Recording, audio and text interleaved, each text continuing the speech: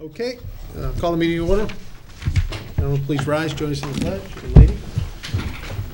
I pledge allegiance to the flag of the United States of America and to the republic for which it stands, one nation, under God, indivisible, with liberty and justice for all. Frank, these tables got moved back again from where, We'll push them forward. Don't know what happened. especially around the flag here. Gremlins. Excuse me. Oh, replacements are on their way. Oh, we got new ones? Not new arms, new chairs. Oh, beautiful. Good evening. We're done Welcome, Mr. replacing arms. Taros, gentlemen from Norcam. And those of you who on this rainy night may be viewing us at home. Mr. Fode, we go to item 3, minutes, May 6, 2013, regular session. Mr. Chairman, I move to approve the May 6, 2013 regular session minutes as written. Second. A motion and a second. Any discussion? Yes, Mr. Fode. page 13. First, it's, not that I care how my name's spelled, it says Mr. Foci, F-O-C-I, but I Oh, don't I understand. love that spelling. But I don't understand, it says stated that if questions are being raised about payroll, they are being questioned. Do you recall what you had stated? I don't, but I'm sure I didn't, No, I think you said I that. don't think I said that. I think you did. If questions are being raised about payroll, they are being questioned. Seems like it's missing something at the end. What would you like to do? You want to just delete it, or? Well, let's change- delete it.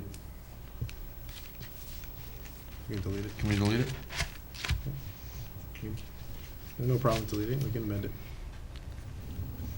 Anything else? That's it. So, as amended?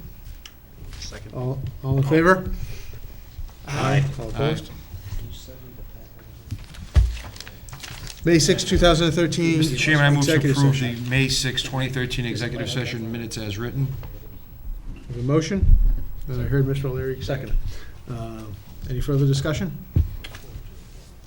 Hearing none, all in favor? Aye. It's unanimous. May 20th, regular session. Mr. Chairman, I move to approve the May 20th, 2013 regular session minutes as written.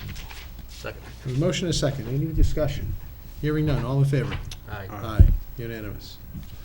June 17th, 2013, regular session. Mr. Chairman, I move to approve the June 17th, 2013, you skipped June 3rd. Yeah, you missed your third. Oh, good catch. Mr. Chairman, I move to approve the June 3rd, 2013 regular session minutes as written. Second. Not that good a catch, there is no order. I have a motion and a second. Any further discussion? Hearing none, all in favor? Aye. Aye. It's unanimous. Now I'll turn to the June 17th, 2013. Mr. Chairman, I move to regular. approve the June 17, 2013 regular session minutes as written. Second. Motion and a second. Any discussion? Hearing none, all in favor? Aye. And one abstention on this one, because I wasn't here. 4-0, one abstention. Thank you. June 17th, 2013, executive session minutes. Mr. Chairman, I move to approve the June 17th, 2013 executive session minutes as written. Second. Motion and a second. Any further discussion? Hearing none, all in favor? Aye. One abstain. 4-0, one abstention. Yeah. Okay. Legal bills for May 2013.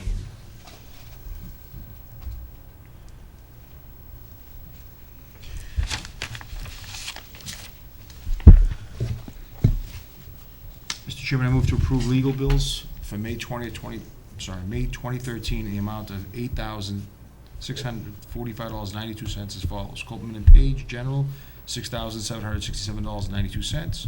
Copeland and Page Labor, $1,728. American Arbitration Association, $150. Second.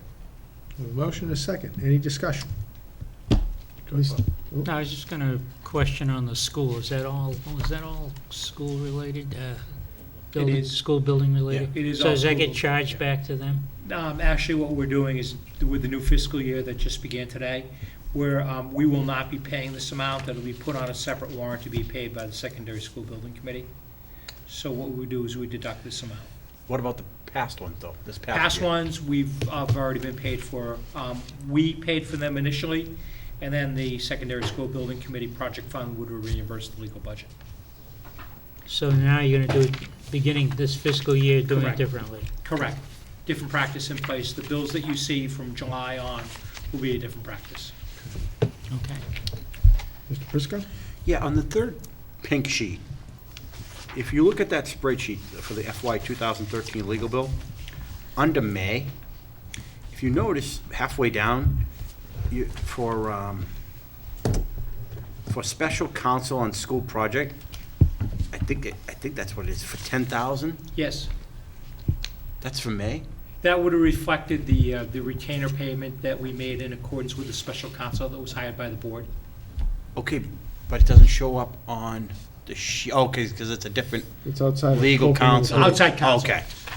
Okay, I just wanted to make sure. We just wanted to accurately track those costs going forward also. But the number we're approving tonight is not Is the Copeland and Page bill? Copeland page bill, Yeah. not all our legal bills. Yeah.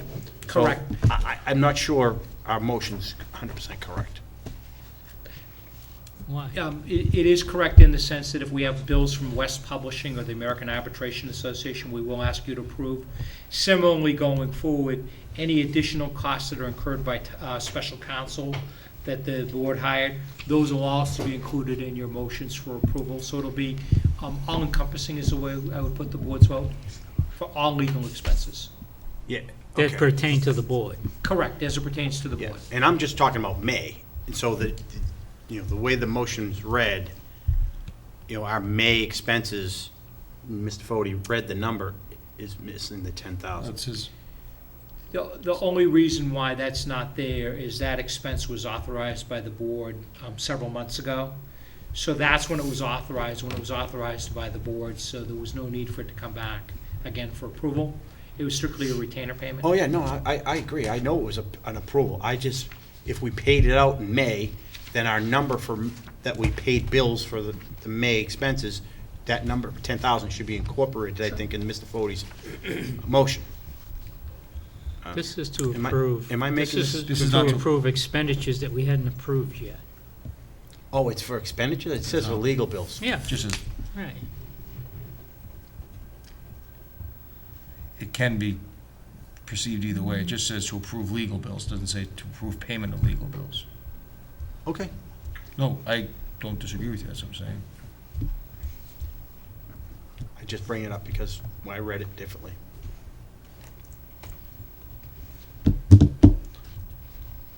Spent probably far too much time on it already.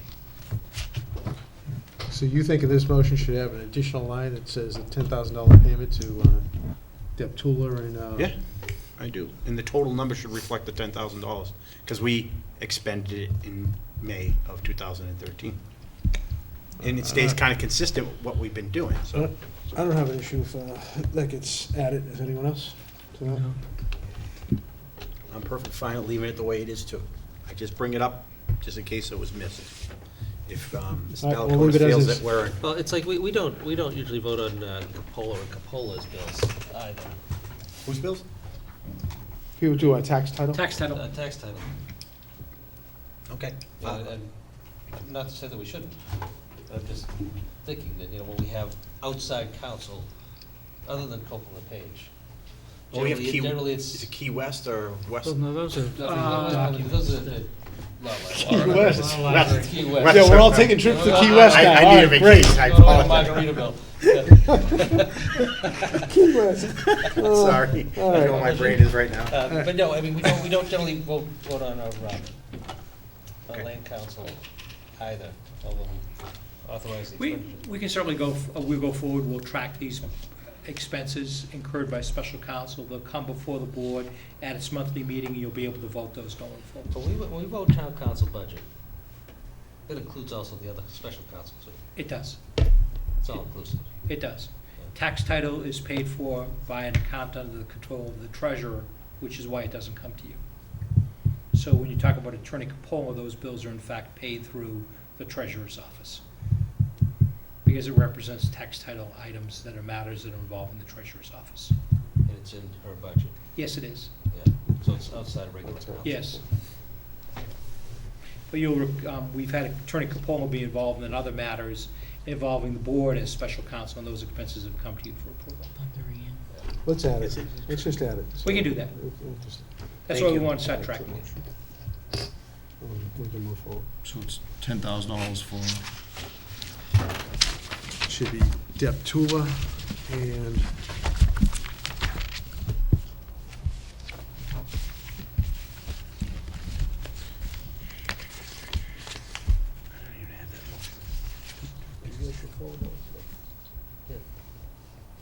We able to forward those to? Furman. The packet. yeah, it's Furman Gregory The link Deptula. is there. No, I mean, I don't have it here, because I've already opened it home, so I don't You can get it. go into the email, because you can find it. We don't have that motion in our packet, right? Because all the emails. Legal bill motion? Not a problem. I didn't Directly see to it. my home email. I don't access it directly. Ms. Fode, you mind reading it again as amended? Mr. Chairman, I move to approve legal bills for May 2013 in the amount of $18,645.92 as follows. Copeland and Page, General, $6,767.92. Copeland and Page Labor, $1,728. American Arbitration Association, $150. Furman Gregory Deptula, $10,000. Second. Okay, a motion and a second. Any further discussion? All in favor? Aye.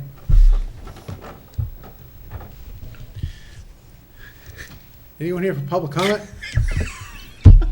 Not yet. You're done, this is it, we don't ask again. We don't have a round two.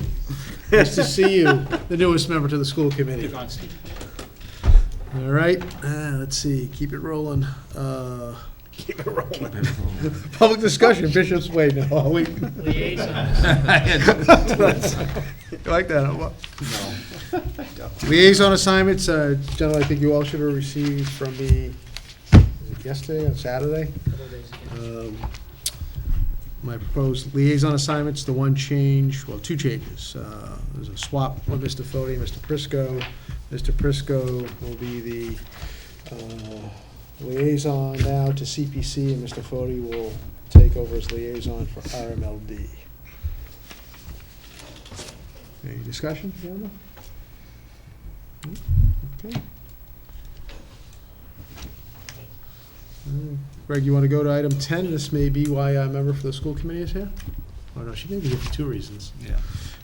Approve Board of Selectmen meeting calendar. This is on to coincide with the request of the school committee to use this room for their meetings going forward, because they will no longer have access as of, I think, September 1 to the library in the middle school to conduct their meetings. And this is a much more pleasant setting. That is true. And the air conditioning works very well, as we can assure you. So, board members, you have a copy of the board's draft meeting schedule, and it is the first and third Mondays throughout, with the exception being any time that there is a Monday holiday, in which case we've put the board down for a meeting on a Tuesday. And the school committee's calendar immediately appears after that, which is the second and fourth Mondays. What we've identified on the board's calendar is some of the key dates for license renewals in 2014, and then some of the dates associated with the budget process that will be beginning for 2015, and we've included out and put down some of those dates, which are important. So it's for your review and approval.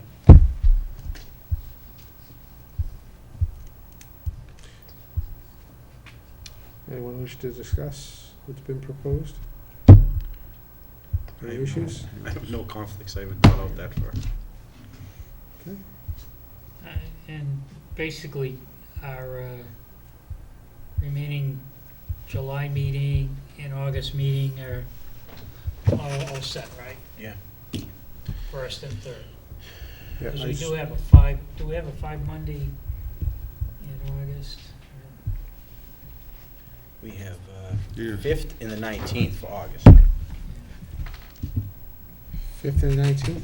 That's what I had down. Yeah, no, that's right. I just will not be here on the 5th. I'm sure we can carry on We without can me. move it. Nope, that's fine, keep it. Okay, I was wrong. Let's see, you know what, I won't be here the 5th either, as it turns out, I'm gonna be out Now of town. let's move it. Oh, it's September that we have 5 Mondays. Yes. Yep. else will be out of state, out of DC. In July, we have 5 Mondays. Sean, you gone the whole week, the But the 5th? three of you can handle it. Don't you think so? I think so. I think so. Well, I mean, maybe we don't need a meeting that week, that month. Maybe we don't need one. I mean, it depends on what we have. I don't know what's coming up. Mr. Valiakonis? Nothing at this time on that date. We haven't not had a meeting.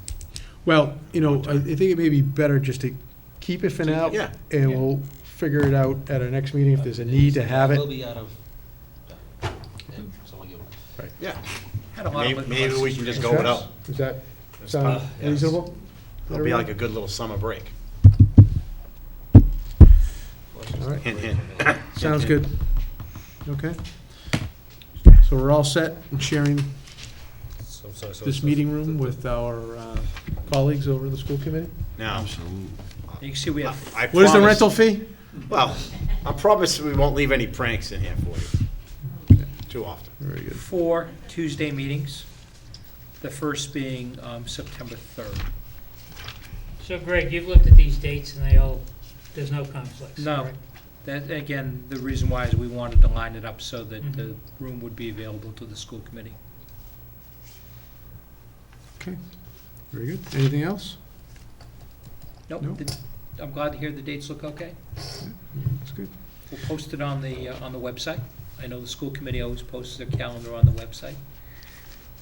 And I'm sure they'll be anxious to hear that their dates have been approved also. What's our next meeting? The next meeting Do we have a is, motion? 15. 15th. I don't think we need one, do we? We don't need a No, we motion. don't need one. There's no need for a vote, Mr. Valiakonis? No need for a vote at all, just simply a nod of the head is enough to make it happen. Very good. Item 11, vote to approve visitors' code of conduct. Yes. Board members, let me just take you through an introduction. As you know, back in January, a group called the Safety Committee was created. It consists of management and labor, and the goal of the committee was to address improvements to our town facilities and buildings and develop policy recommendations involving safety, potentially violent situations in the workplace. And one of the first things that the committee did was put together a survey, and the survey was distributed to all of those at Town Hall. And there were a total of 5 questions, and they were questions related to employee safety and security. And you can see that they're summarized here, but 70% of the employees believed that they were concerned about safety and security at Town Hall. It was about evenly split in terms of whether the employees felt that those concerns had increased within the last year to 2 years. They also believe that, a majority believe that the town is responsive to the safety concerns of employees. And you can see question number 4 were outlined what the employees felt were the most significant safety and security issues, and those were in order: physical security measures, lack of safety policies and procedures, fire and safety evacuations, critical incident trainings, greater law enforcement presence, and then other listed in order. And employees could respond up to 2, which is why the percentages don't add up to 100%. And then the last item that you see here was you believe that a customer code of conduct, clearly stating what constitutes unacceptable behavior, would be helpful. And you can see that there was a majority of our employees, as you would expect, came back and stated that they felt that that was important. So the committee then next went back and they looked at communities that have adopted similar codes of conduct. And we identified one community in particular that's similar to us, that's done a lot of work, and that was the town of Acton. If you recall from the Mass Municipal Association meeting that was held back in January, the town of Acton actually put on a program. So we used their visitors code of conduct and we vetted it through the committee. And what you see here is a document that the committee was in consensus that they felt was important. And they felt was important in terms of establishing what they considered to be accepted behavior by our customers. Customers don't include residents, they include anyone that comes into town hall. And you can see that those are outlined here. And the bulleted points that are shown here are avoiding and causing any disturbances or disruptions, showing respect for others, buildings, facilities, and personal properties of others, using common courtesy when interacting with others, do not engage in any lewd or offensive behavior, that no form of violence, threatening, or abusive behavior or abusive language will be tolerated, and that smoking, drinking of alcohol, or appearing to be under the influence of any illegal substance shall be prohibited. I should mention that all of our union contracts have language in them which is called the Employee Standards of Conduct. And so that Employee Standards of Conduct language exists universally, and what it says in essence is that employees shall show respect toward the public and toward any customers and fellow employees in all manners while working on the job. We've enforced that standard of conduct with our employees. We've had issues in the past where employees have violated that, and they have been reprimanded and disciplined for violations of our standards of conduct. And so the recommendation was that the board would consider adoption of the Visitors Code of Conduct. It is a companion to our standards of conduct, and we will post our standards of conduct and the Visitors Code of Conduct together in a very prominent area in all of our town office buildings, so the public is aware of what employees must do and what we expect of the public. And so that would be my recommendation, and I'd be happy to answer any questions. Once you complete that, I'd like to talk a little bit of an update on the town hall security and what we're doing in terms of addressing issues within the building. Mr. Messeri? Greg, I think this is fine. Are you gonna put it in a large placard, or what are you Yeah. gonna do? That's the goal. So it'll be posted in the areas where citizens interface with town hall? Right, right, and like I said, it doesn't work without the policy affecting employees, because we want the public to understand that employees are It's a expected to two-way. hear. Two-way street. Okay. Anything further? Mr. Prisco? I don't know if you're gonna get to this later, but the investment we made at town meeting about a year ago with the fob system, whatever we were gonna invest in. I think it's coming up next, Mr. Prisco. Oh, it is coming up next? Yes, I'd like to talk about that Then next. I'll wait. Then I'll make a motion to approve. Nothing else. Yeah, I think so. Mr. O'Leary, yes? Anything? Good. Okay, I'm good with it. Make a motion to approve. Second.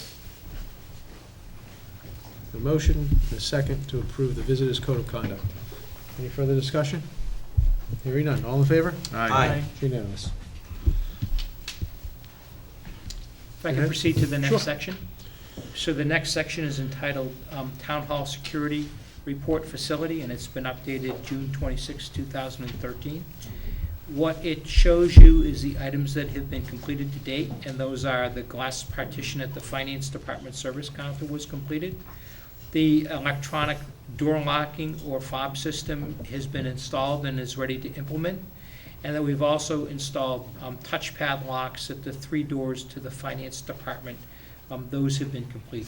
In addition, what's not shown here is we've put door closers on some of the doors that go into common areas that were left open. Again, to the reason that we would sometimes find that there were unauthorized individuals who would be behind the counters and be in different rooms. So to talk a little bit about the fob system, which Selectman Prisco had alluded to earlier, it has been installed. We've put the software in. Myself, my staff, along with Mr. Welch, who's the building superintendent, will be meeting tomorrow about beginning that process. We've adopted a key policy. The key policy covers either keys or fobs, and it outlines what the responsibility for all employees and what supervisors' responsibility is for issuance of keys to certain areas. So what we anticipate we would do is we'll begin the fob system.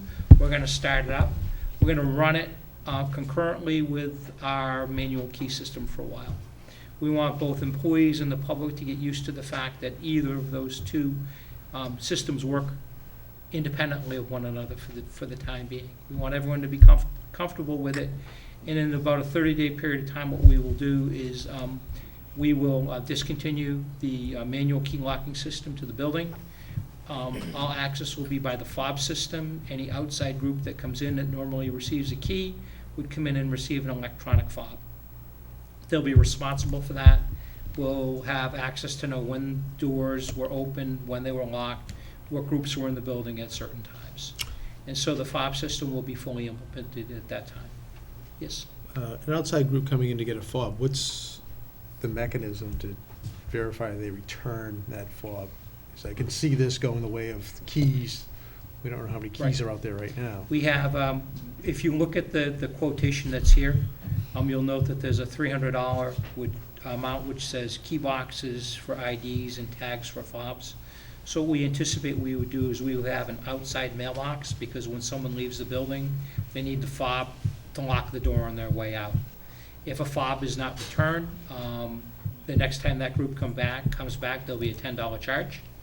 That's part of our policy that we've put in place, and that fob would be shut off. So that the beauty of it is if something becomes missing, we simply You can can turn shut it that, off. We take just the turn it fob right off. It would seem to me that with that system, you could set the fob up to work on a specific day and a specific time. So it's not gonna open the door 24/7. the following Right. day. Is that the intent, or? Yes. Yes, we want to start, the initial fob system will be the automatic opening of doors before 8 AM and closing of doors at 4 PM. And keep in mind right now that we have personnel that actually do that. It's not really a problem until someone calls in sick or someone's busy dealing with an emergency in another building. And then sometimes you'll find that the doors don't get closed at 4 PM and the public may be in here wondering why the hallways are dark and there's no one that's here. So that practice will immediately be implemented with the institution of the fobs.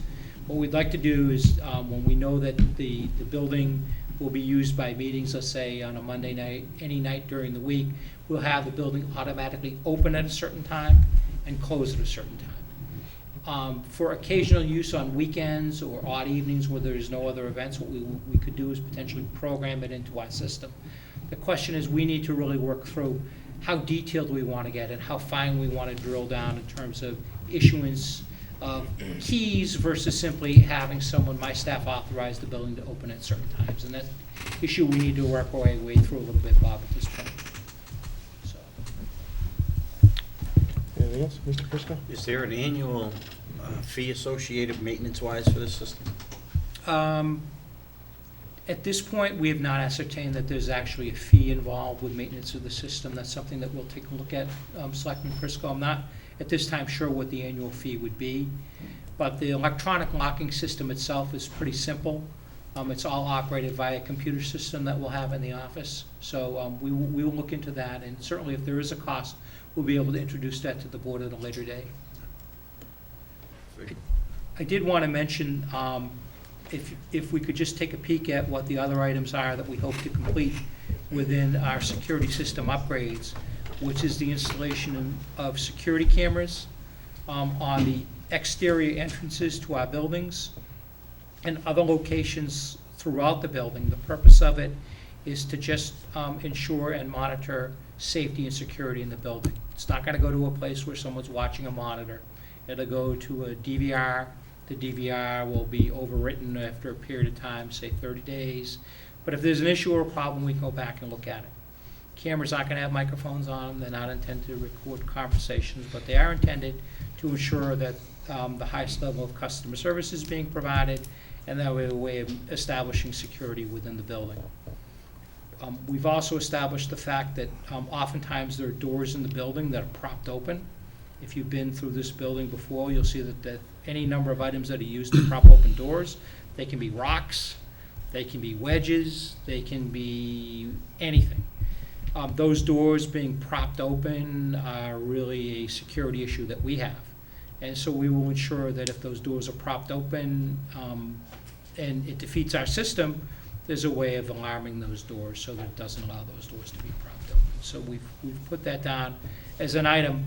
I'm not sure we're going to do it at that cost because the cost seems to be on the high side from my perspective. We're also installing additional touchpad locks on our IT system. If you know the town, the way it's laid out is we have a significant investment in IT hardware. Presently, those doors can be opened. They may be opened and may be found left open, so we've identified that that's a risk, and we want to secure that area. I've talked previously about the key boxes outside of the building where items will be dropped off, where fobs will be dropped off after hours. Some signage that we want to have in the building just related to procedures and such. The other quote here is we anticipate changing all the locks in the building, and this says exterior locks, but what we really want to do is we want the exterior locks to be operated by a fob system. This would be the interior locks that would be changed, not the exterior locks. And then you see that there's an additional cost for some of the areas that we will not be having under the fob system. That's the gym, the emergency exit doors and such, and we want to make certain improvements to those areas so that they're also considered to be secure. You'll note that again that we have a significant amount of money that we've included for this project. We presently have price quotes for $25,000, excuse me, not $25,000. We have $22,681 anticipated in cost for the items that I've mentioned to you. We have a budget at this time of $26,990. So the project at this time is proceeding on budget. And I'm confident and comfortable that the security upgrades that we're doing throughout the building will be significant. They'll be appreciated. The public won't notice them. But they're items that we do need to look at in terms of making this building more secure to our employees. Questions? I just Mr. a Fode. quick one, if I might. Greg, this was done on a quote, was this quoted all together, or were these items separately? Everything was quoted separately. Really? Yes. That's it, thank you. Anything further? Okay. Thank you for the update, Mr. You're welcome. Valiakonis. Thank you. We can move to item 6, our 7:30 public hearing, New England Beverage, 160 Main Street, transfer of package store, all alcohol license. Mr. Fode, you have the public hearing notice? Yes. Notice of public hearing. In accordance with Chapter 138 of Massachusetts General Laws, the public hearing will be held by the Board of Selectmen in Room 14, Town Hall, 235 North Street, on Monday, July 1, 2013, at 7:30 p.m. on the application of Vivendi Inc., DBA New England Beverage and Redemption for the transfer of the package store all alcohol license from New England Beverage and Redemption Corp. License to be exercised at 160 Main Street, North Reading, Massachusetts, in a two-story building occupying 9,980 square feet, selling space on the first floor, offices, and storage on the second. Anyone here from New England Beverage? If you're going to speak on the matter, I actually ask you to come up to the podium and identify yourself. Oh, you want me to speak? I don't know what you want me to say. I'm just, my attorney's here to represent me. Okay, your attorney can get up and speak on your behalf. That's fine.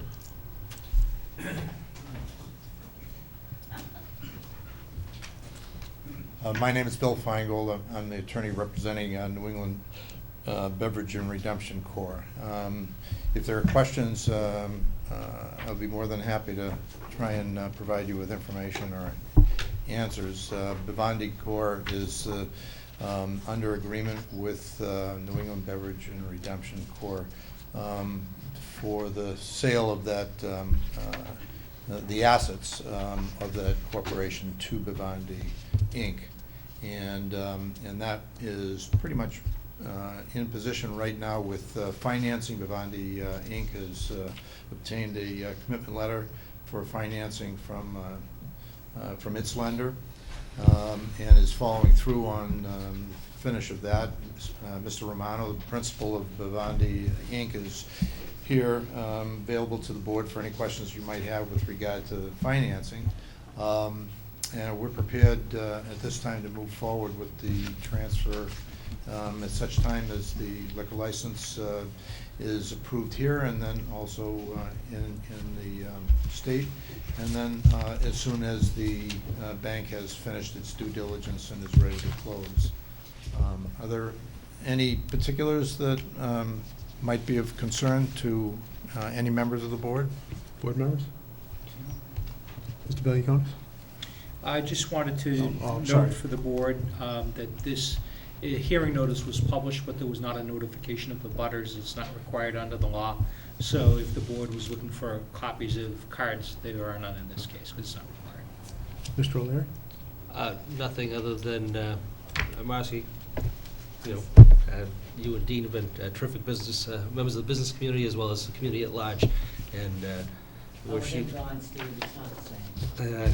I know, and we wish you nothing but the best, Thank you, and I, for one, will be in support of the transfer of the license. thank you.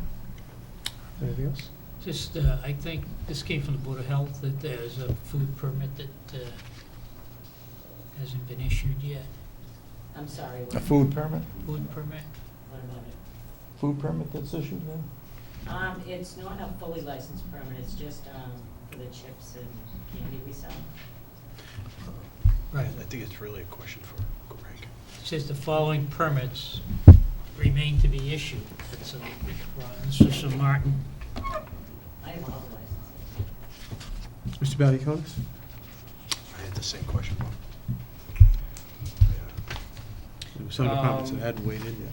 I'm not aware of any permit. If you're selling packaged food, you don't require a permit. Right. Right, now, there's nothing other than packaged food. If you're selling, you're preparing food products, then you have to have a separate license. And I Right. have- But if you're selling bags of potato chips and nuts and things like that, there's no permit that's required. I think the board members were referring to the sign-off by Board of Health, in which it was indicated by Martin Fear that there was no permit that had been obtained. So, So, Yeah, is that so an the error? health agent he highlighted, I think, an open issue, not an issue, but another action that just needed to be complete before this can, I mean, I think we can still proceed, I just want to make sure Yeah, that. I just- Yeah, I shouldn't hold Hold it it up. Just subject to all regulatory. Well, he just canceled chips and stuff until that gets resolved, that's all. and then from the building inspector, are there any violations or non-compliances? If so, explain. And he writes, yes, they need one more HP space and sign. You know what that is? Handicap space and sign. Well, that's news to me. Okay, that's in the parking lot. Just needs to have one space designated, So That's what one it's- more one more space designated? and a sign, yes. Right, based on. Okay. So those are the two items from our various departments. And maybe the food permit isn't needed, but Martin made a note of it in here, Right. so. Again, only if they're selling items that they're packaging and preparing on site, if they're just simply taking prepackaged food and selling it. I'm not aware of the fact that they need a Okay, food so that's permit. an error. Okay, well, that will be taken care of. I think that may be something internally, you don't even have to worry about that, so, all Right. right? I'm in favor of moving forward, subject to all board and department approvals. Anyone else care to weigh in? Okay, we have a motion. Any other input from the public? Anyone from the public wish to weigh in? Thank you, Mr. O'Leary. Hearing none from the public. Okay, I'll close the public How about, hearing. Mr. Romano, is it? Yes. Oh, I'm sorry. You want to maybe just tell us what your plans are and what experiences you may have in relation to operating such an Thank you, John. establishment?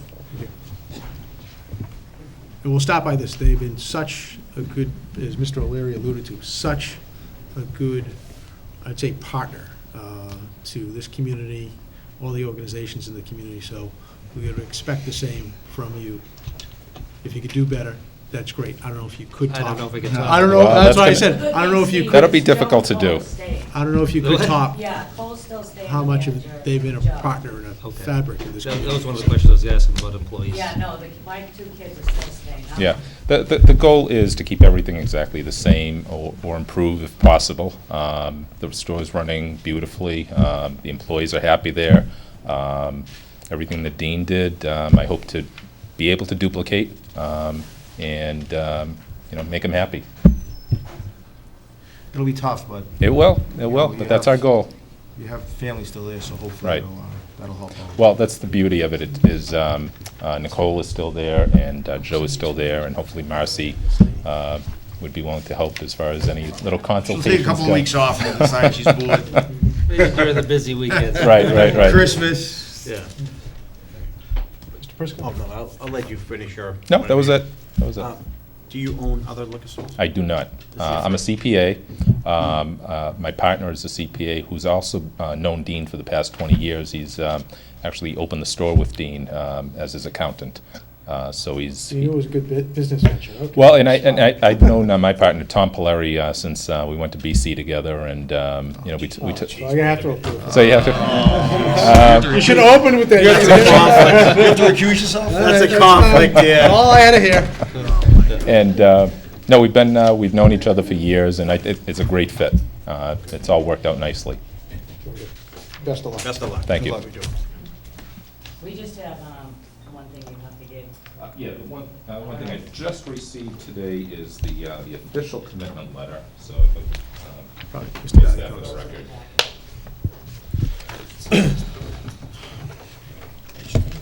So originally, East Cambridge was originally you went to? Yes. That's what I thought I would, okay. Okay, good. So, Mr. Chairman, you might want to, this is just Eastern Bay. So originally, I think in the packet it was East Cambridge. so- Right. That's right. Okay. Okay. Yeah, so when that's sent to ABCC, now go instead.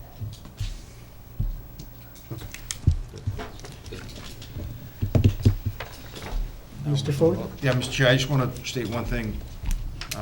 My mother's maiden name is Romano, and there's no, and I'm from Somerville also, and there's, Actually, in my, I'm from yeah, I'm first, Somerville originally. right, so I just want to make sure that everybody knows that there's no, this is the first time I've ever seen Mr. Romano, and I, as far as I know, there's no relation, so I just want to make sure we. Somerville's a good connection, too. It's even better that you're not related to this You're guy, but entitled that's. to your a- opinion. And it's right around the corner from where 311 was. What do you want this? I need that for the record. I'll take it. Thank you. Mr. O'Leary, we all set. Well, we get a vote. We'll Close the Oh, public I'm sorry, I hearing. thought you did. I'll make Close a the mo- public hearing, now we have a motion. Make a motion to approve. Second. Please. Motion and a second, any further discussion? Hearing none. All in favor? Aye. Aye. It's unanimous. Thank you. Good luck. Thank you, best of luck. I'll see you around. a month. Okay. That's good news. I don't know if there's any. Yeah, I'm sure we do.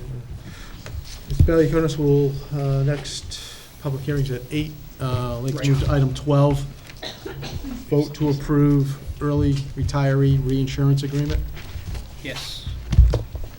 This is some good news. I believe the board is aware of this from some of the previous updates that I had done under the town administrator's report. The town learned that it became eligible for reimbursement of some of its health care costs for active employees and retirees under the federal early retiree reinsurance program. If you recall, we used to insure with Maya, which provided the town with a Blue Cross Blue Shield product. And as a result of some of the costs that we incurred, we submitted a request for reimbursement.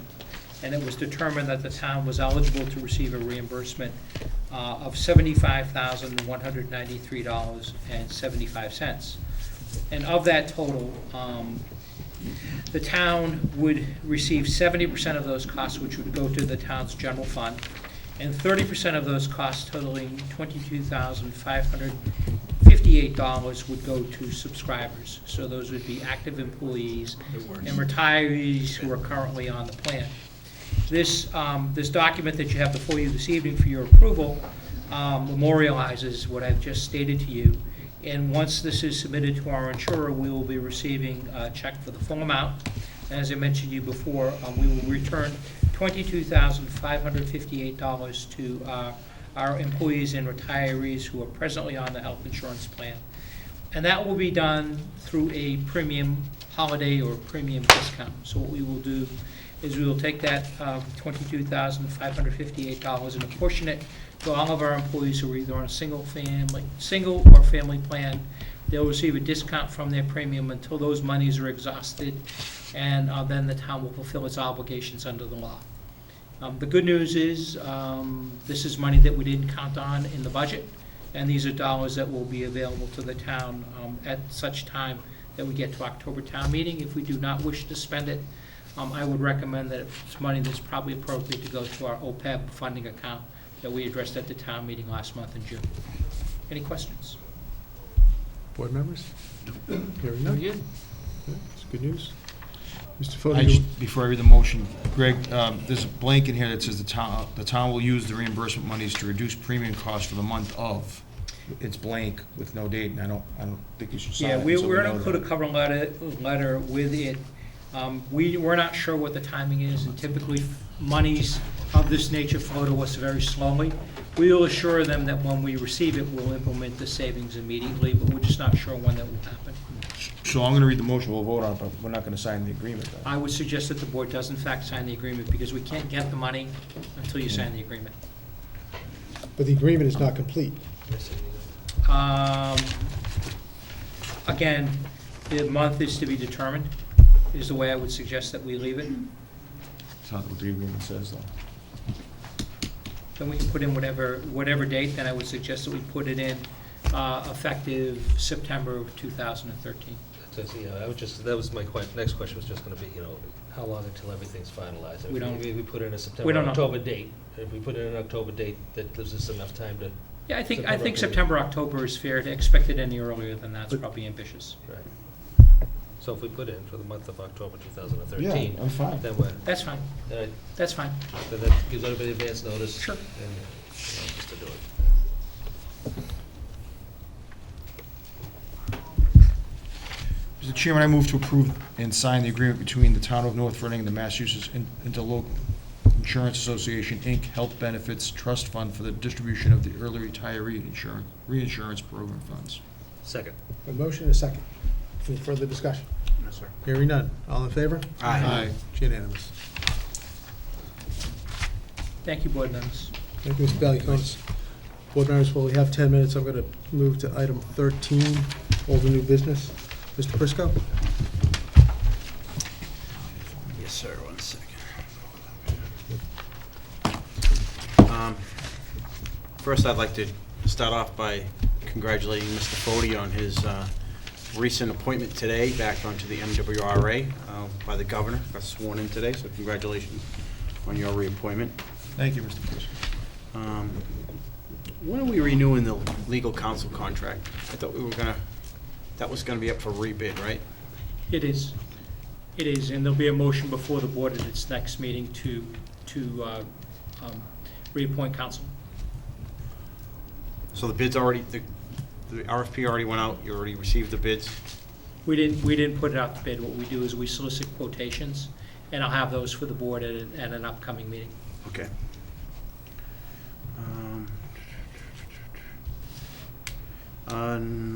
Really, just the last thing I just want to mention, my heart does go out to the families in Arizona that lost those 19 firefighters. I really deep gratitude to those firefighters for sacrificing their lives to save all those families in their homes. So my heart goes out to them, and then just wish everybody a happy and safe 4th of July. And I hope a lot of people come out to the 4th of July at IRP and enjoy the festivities and the carnival, and hopefully the fireworks go off without any bad weather. And weather does look good, so that's all I have, Mr. Thank you, Dwayne. Mr. Prisco. Mr. Messeri? Ditto on both, just to save some time. Greg, if I can be of any assistance in helping Gene debug this Dropbox issue, would you let me know? I will. It's a little bit of a challenge to figure out at this time. Yeah. Anything else? Thank you. Mr. Messeri? Mr. Fode? Just a couple of things. First, kudos to the school committee for extending the superintendent's contract, and I appreciate her willingness to stay. I think that was great. She would have been tough shoes to fill. Also thank Carl Nelson and wish him well in his retirement from the business office of the school department. He'll be sorely missed, and those also will be tough shoes to fill.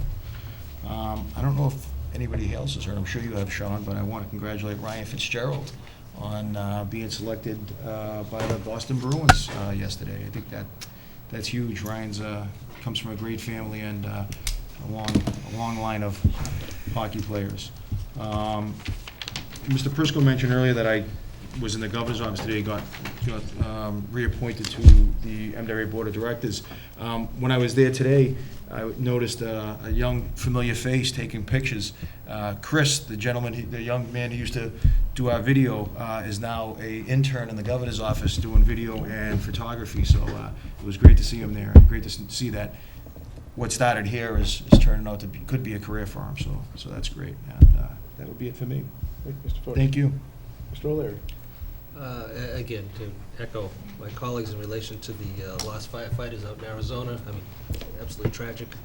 And again, glaring as far as, you know, how people put themselves in harm's way every day in order to protect our lives and our property, and how it goes out to those families in that community. Again, 4th of July is coming up. Please come out and support the efforts and festivities. Come down and enjoy them. You know, the 4th of July committee, Bring Back the 4th committee, has worked very hard to make this come to fruition, and keep your fingers crossed for the weather, and make sure the fireworks do go off on time and on schedule. Again, congratulations to Carl Nelson on his retirement. I wish him well. And just for those of you who have, my colleagues here and other members of the community who are checking up on the general health and well-being of my mother, it's I'm happy to say that she's back at home, and we appreciate everybody's interest and concern. So it's great to have her back, and I'm sure she's tuning in and watching, so. Great news. Right. That's all, Mr. Chairman, thank you. All right. Well, Mrs. O'Leary, welcome home. Glad to have you back home watching us, keeping an eye on us. And I'll just ditto all my fellow colleagues here in terms of the loss of the firefighters in Arizona. Tragic loss, and they do put themselves in harm's way on a daily basis, and we can't forget that. Also wish to personally congratulate the whole Fitzgerald family and Ryan Fitzgerald. I can't imagine how much of a thrill it is to be selected for your hometown Boston Bruins, so best of luck to him. And he goes off to BC next year too, so I'm sure I'll be watching more, attending more of those games, being a graduate myself and a fan.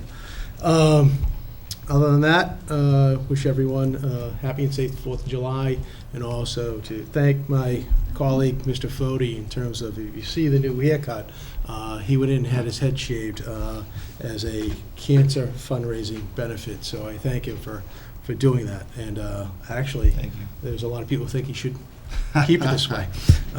But once again, enjoy the 4th of July holiday. That's all, and it takes us to almost 8 o'clock. Well, can I? You have something else? Yeah, might as well Keep going. throw something in We got a for few minutes. summer. Time. Summer concerts start again Wednesday to July 10th, so they go from July 10th to August 14th at Ipswich Park every Wednesday. Just throw that out there. It's a good take. It's fun. Fun for the family. Well, if I was such a comedian as Jerry Venezia was at the Carl Nelson retirement party, to get up and do a comedy show, but I'm not, so we just have to kill time other ways. But also, Carl, I do want to personally congratulate Carl on his retirement and thank him for his service to not only the school department of the school, but also to the entire community. The 14 years he had served our community very, very well. And it was a wonderful send-off for him a week ago, Thursday, I guess it was, and it was a nice event. Anyone else have anything else they want to fill the time with?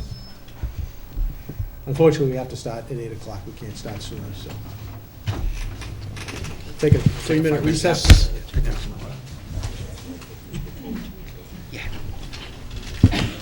The original one.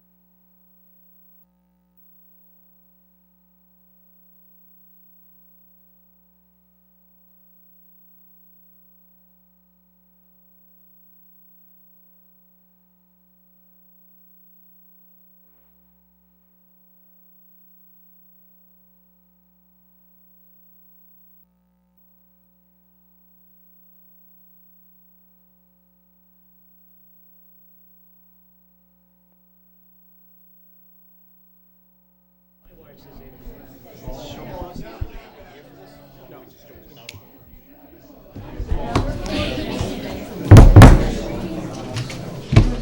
Oh, God, forget it.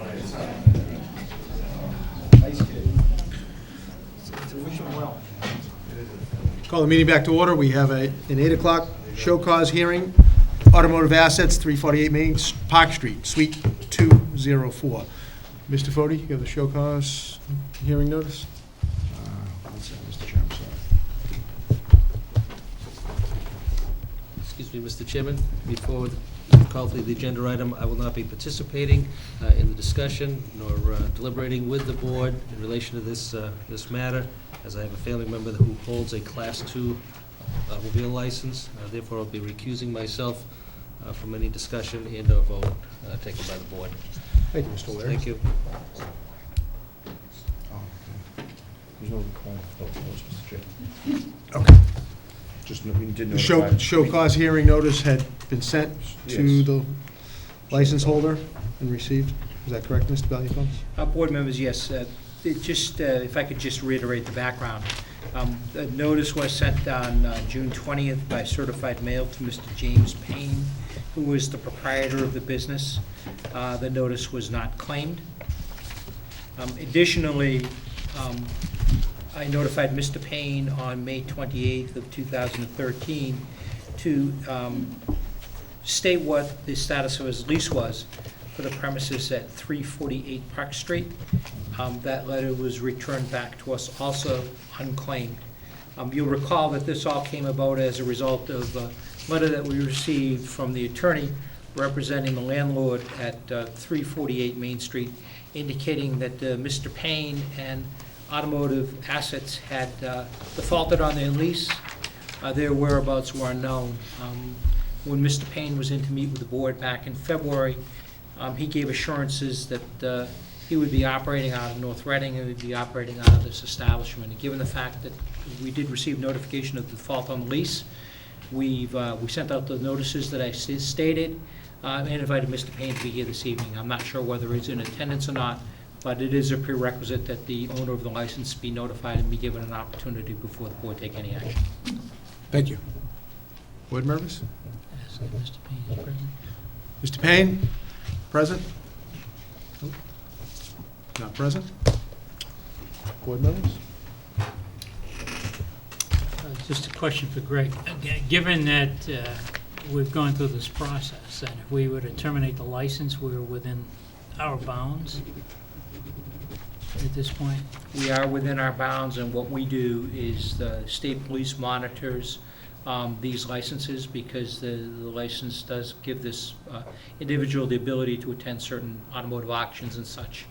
We notify them. They're aware of the fact that the board has revoked the license and this individual no longer has any standing with regard to vehicles. So you're certainly within your right after a hearing to revoke the license this evening. Mr. Fode? So Greg, you haven't heard back from him at all since the last time they appeared before us? Correct. We tried to contact him, unsuccessful. Board members, anything further? Seeing none? Motion, Mr. Fode? Mr. Chairman, I move to revoke the Class 2 license for automotive assets, 348 Park Street, Suite 204, East, North Reading, Mass. The motion, do I have a second? Second. Motion is second. Any further discussion? Hearing none. All in favor? Aye. Aye. 4-0, 1 recusal. Thank you. All right.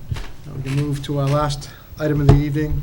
Item 8, public discussion, Bishop's Way retaining wall. Before we start, ladies and gentlemen, I know it's a pretty emotional issue. I'm going to ask if you wish to speak. We're going to hear from everyone. As you come up to the podium, state your name and your address. Please no shouting out from the audience, speaking out from the audience. I'd like to keep it as civil as possible, and I know how emotions can get high, and I can understand that, but please keep it civil. Otherwise, we're going to have to ask you to vacate the building. We want to take action on the graffiti issue Right. first. Mr. Fee is here along with a member of the Board of Health. Mr. Weiss, Conservation is here, and I believe Mr. Oh, They should come up. there you are. You're hiding over there, Mr. DeCola. Mr. DeCola, the building inspector, is present as well. First item, Thank you.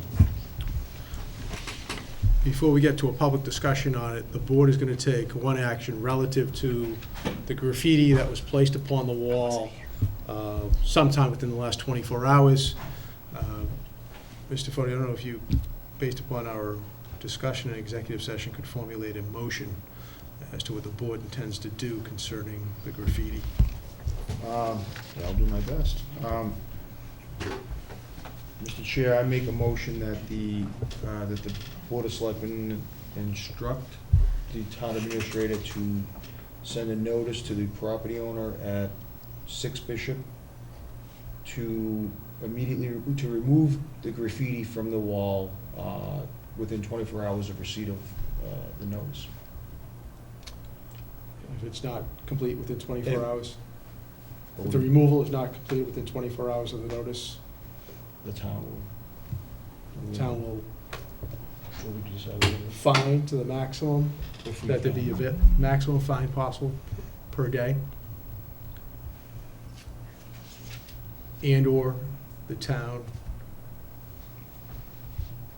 will contract with a graffiti removal company to have the graffiti removed. The cost to be borne by the property owner of 6 Bishop's Way. Notice of the, this notice will be served by a constable upon the property owner.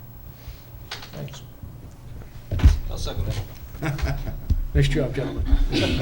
Mr. Valiakonis. Board members, could I just suggest that in your motion, which I think is excellent, that you use the word, insert the word obscene, because in order to necessitate an action of the board, you need to make a determination that it's offensive to the public, and that word makes it offensive to the I'll public. amend my motion to. Thank you. I thought I heard you include the word say, I obscene. thought I heard you say I that. thought I heard Offensive, that. vulgar, whatever needs to be. I second that. Thank you.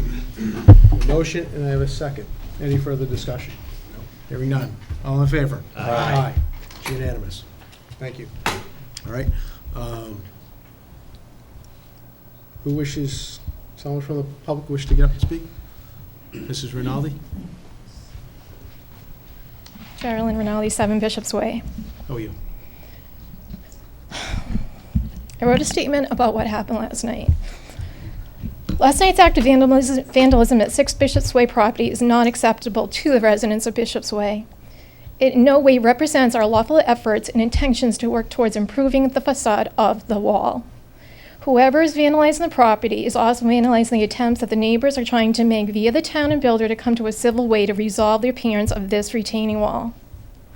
The fact is, what was done hurts the residents, the builder, and the owners. Since our initial efforts to make poor circumstances we found ourselves in the day the cinder block wall was erected, we have followed every positive advice that was given to us, even from the builder himself in a phone call, which was take it up with the town.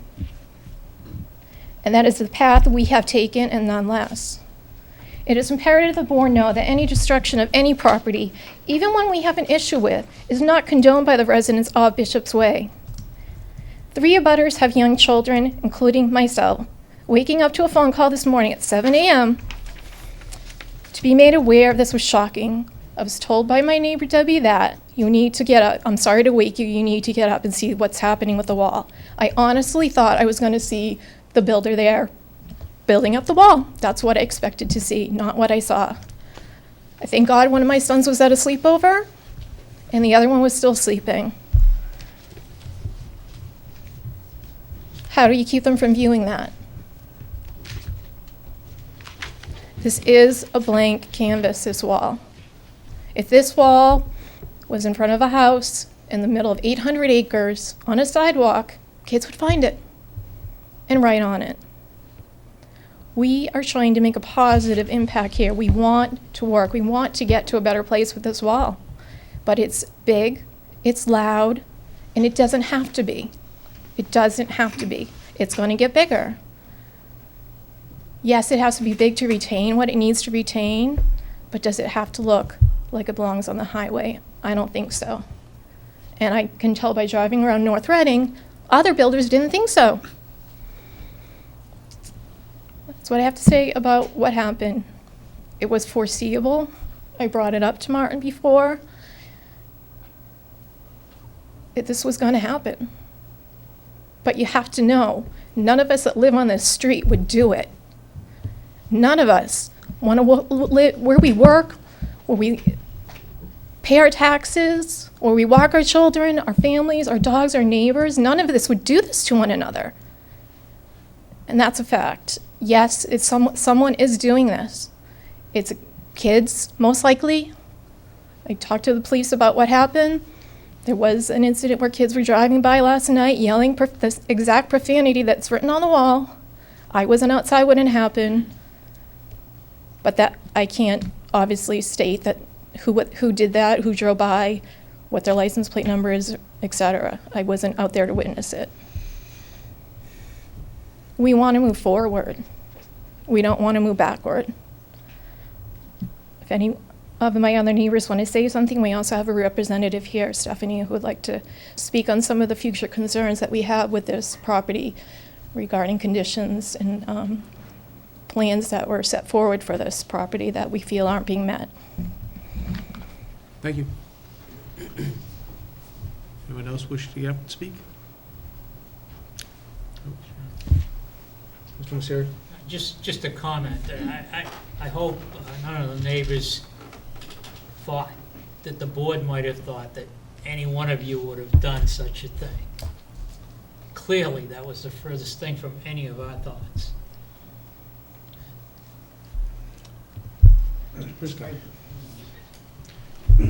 I just want to, okay, you go right ahead. Hi, Dave Rinaldi, 7 Bishops Way.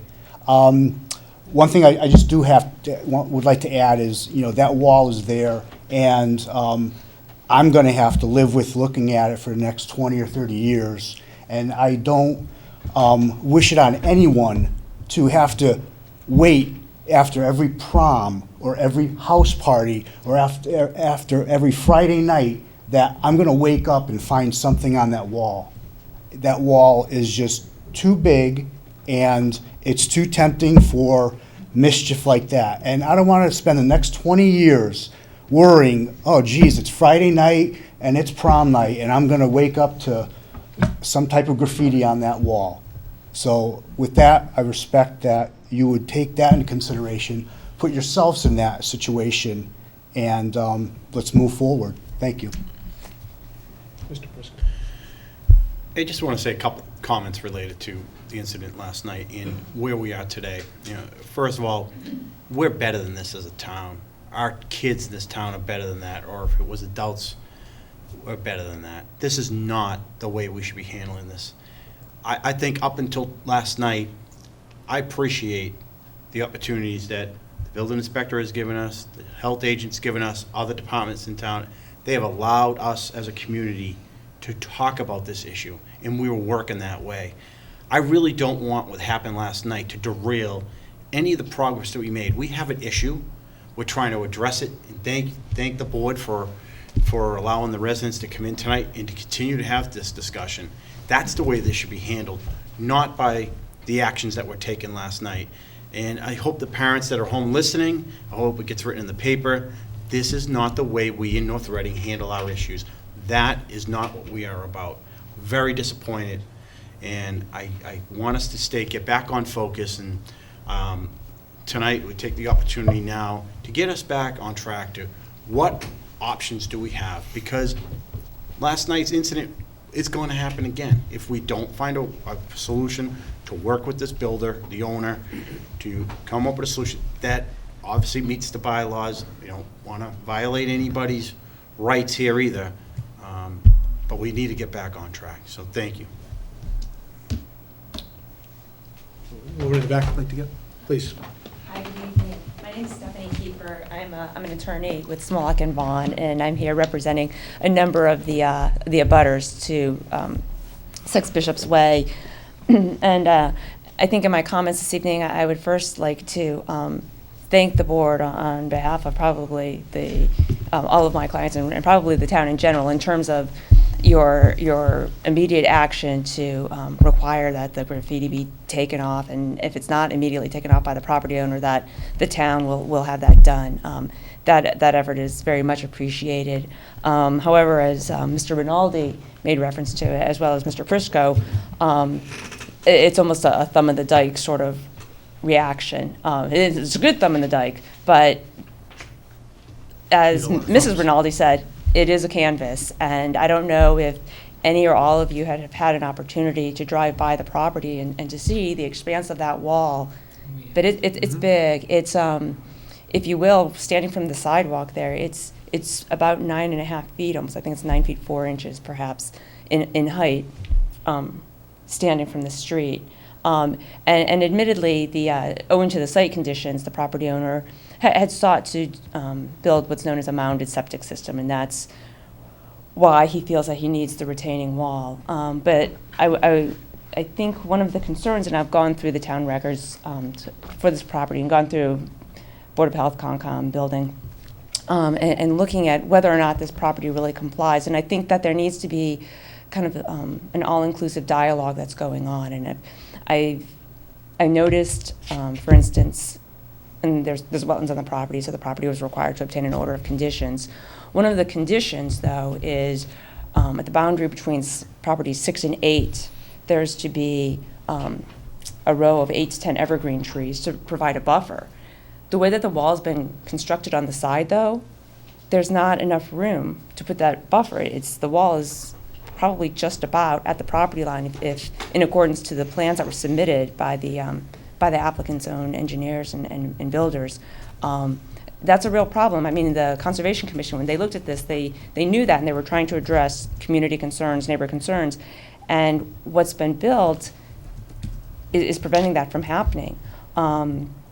Another matter, when I went to look at the building files, and I'm going to be submitting a request for enforcement/interpretation in accordance with your zoning bylaws, as well as Chapter 48, Section 7. But the wall itself is an independent structure, and when I see the building permit that was issued to the property owner and the builder, it only allows for the single-family house, and I don't know that a real hard look has been done at that structure. The retaining wall structure that goes along the front and then along the side. If you look at your zoning bylaw, as I am addressing in my enforcement request, your zoning bylaw basically says that fences or walls that are over 7 feet, they don't have any sort of, they have to comply with setback requirements. And in this district, the setback is 25 feet from the side yard. This wall is going to have a fence atop of it. So as I said to you, it's 9 feet when you stand on the sidewalk. Imagine later, when 4 feet on top of that, you have a chain link fence. Again, this is a completely residential neighborhood, so the concrete wall itself already looks rather industrial or prison-like, if you will. And then you put a chain link fence on top of that. It's completely undercutting the aesthetic of the neighborhood. Further, in terms of the Title V issues, the residents they want to sit down and they want to have their voice heard. Plans recently were revised and submitted without any sort of public meeting or public hearing before the Board of Health. When the builder went to excavate for the leaching trenches for his reserve area for the septic system, he found that he hit ledge in part of the area kind of further away from the street. It's a little unusual that happened, because when I looked at the plans, I saw that 2 of the 4 test pits that they did were right on either side of where that ledge would be. So the ledge just somehow snuck itself in there. So in any event, plans were submitted to the Board of Health and then they were approved. And again, it's the neighborhood feeling that they've been cut out of this, because it would have been an opportune time to have the parties talk about if that wall needs to be there. Does it really need to be that height? And does the facade of the wall, does it really need to look at that? There's many other prime examples of what a retaining wall can look like, that can look attractive and can have a stone, or at least a stone appearance frontage, as opposed to what you see on Route 114, quite frankly.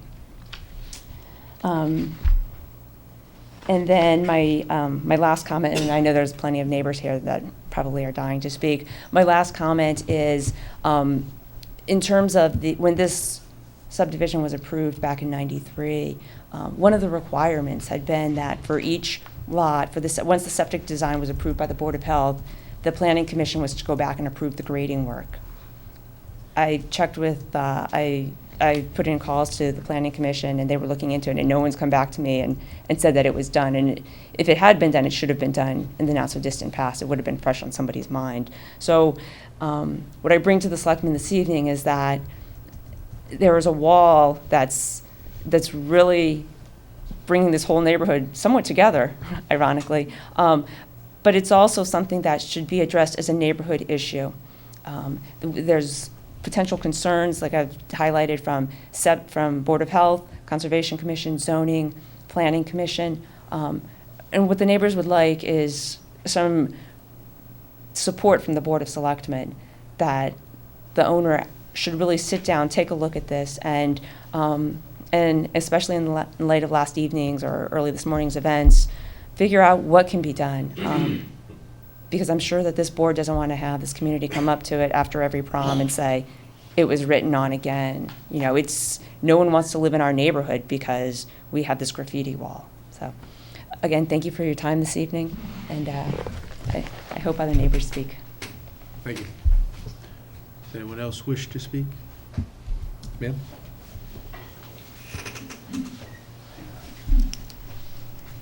Hi, Debbie Main, 8 Bishop's Way, How are you? Director Butter.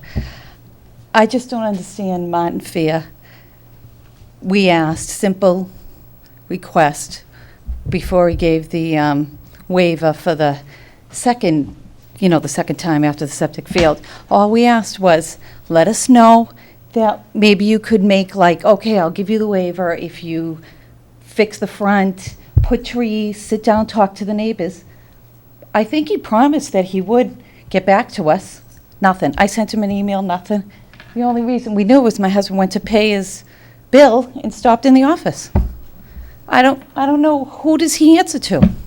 Does he have a boss he has to answer to? There's the Board of Health, and he has ultimately the town administrator that he reports to. What's the answer? You can just ignore the residents' request? The town, the taxpayers? Do you live in North Reading, Mr. Fair? I would ask you to, if you're going to, you can direct questions through me. All right, does he live in North Reading? He does not. No.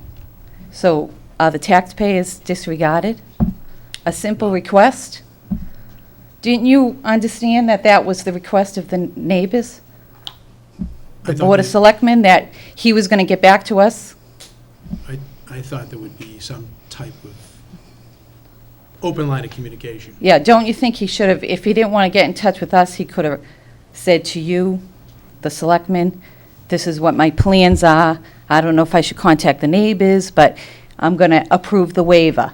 What should I do? Just slip it under the rug? Well, it's sort of loaded a little bit in terms of slipping under the rug. So I won't go there, but he has a job and a function to do, I'm not going to speak for him, I'm going to allow him to speak. I would say he probably looked at the law and followed the law as... And disregarded the taxpayers? Not disregarded, but I think there should have been a better line of communication. But I'll let him respond to... I sent an email, I got no answer. I think you're entitled to a response from Yes. Mr. Fair concerning the lack of a response and a lack of information as to what the builder needed to do in terms of the waiver. Maybe that could have opened up a line of communication. I think that was asked for last time, and I thought that's how it was left, that there would be a line of communication open. I'm going to ask Mr. Fair to answer why you didn't get a response from him. Mr. Fair, do you mind coming up, please? No.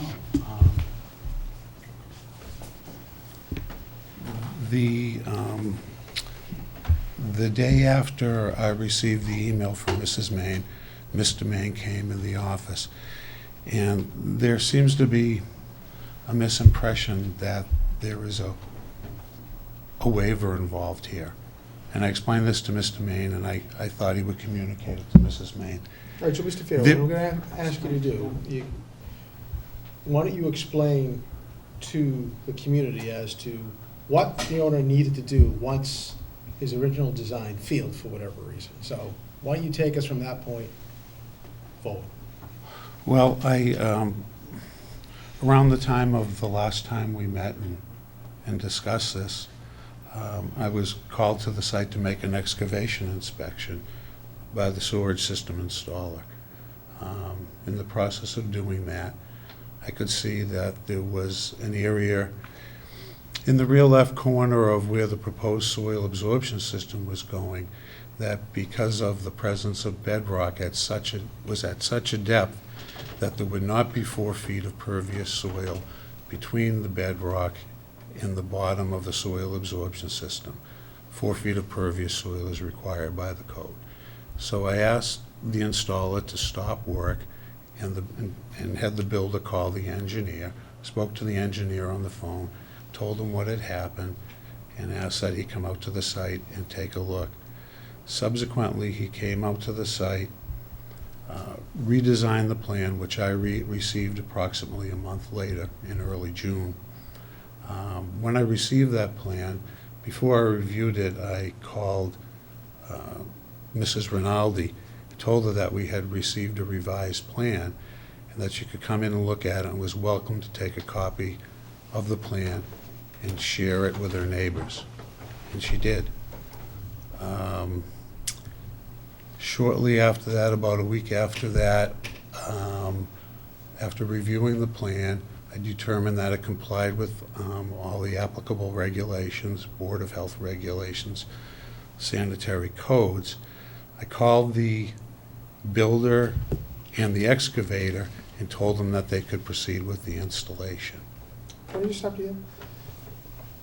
You know, maybe it wasn't up to you, but at that point, did you have any discussion with the town administrator about, hey, we have this opportunity here? I would have thought, when you left the last meeting, this would have been a golden opportunity to have some dialogue with the developer, with the owner of the property, say, hey, we got a problem here with the wall. If you didn't feel comfortable doing it yourself, given what your role is, I would have thought you would have turned it over to the town administrator and say, Mr. Valiakonis, can we discuss this? I'm not comfortable, it's not my role, but maybe you want to open up a dialogue before I issue the approval. It meets all the regulations, so sort of have to approve it, but maybe we can work with the owner to get some sort of compromise on this wall, knowing the impact on the community. You may have not have known it when you originally approved the original plan, but you certainly had to walk out of here at this meeting we had back in, was it May? May 6th. You had to know that it was such a firestorm. So I don't know how it didn't rise to the level of something that you turn to Mr. Valiakonis and say, Mr. Valiakonis, you may want to take a look at this. Did you do that? No, I'll Okay. tell you what I did. After speaking with Mr.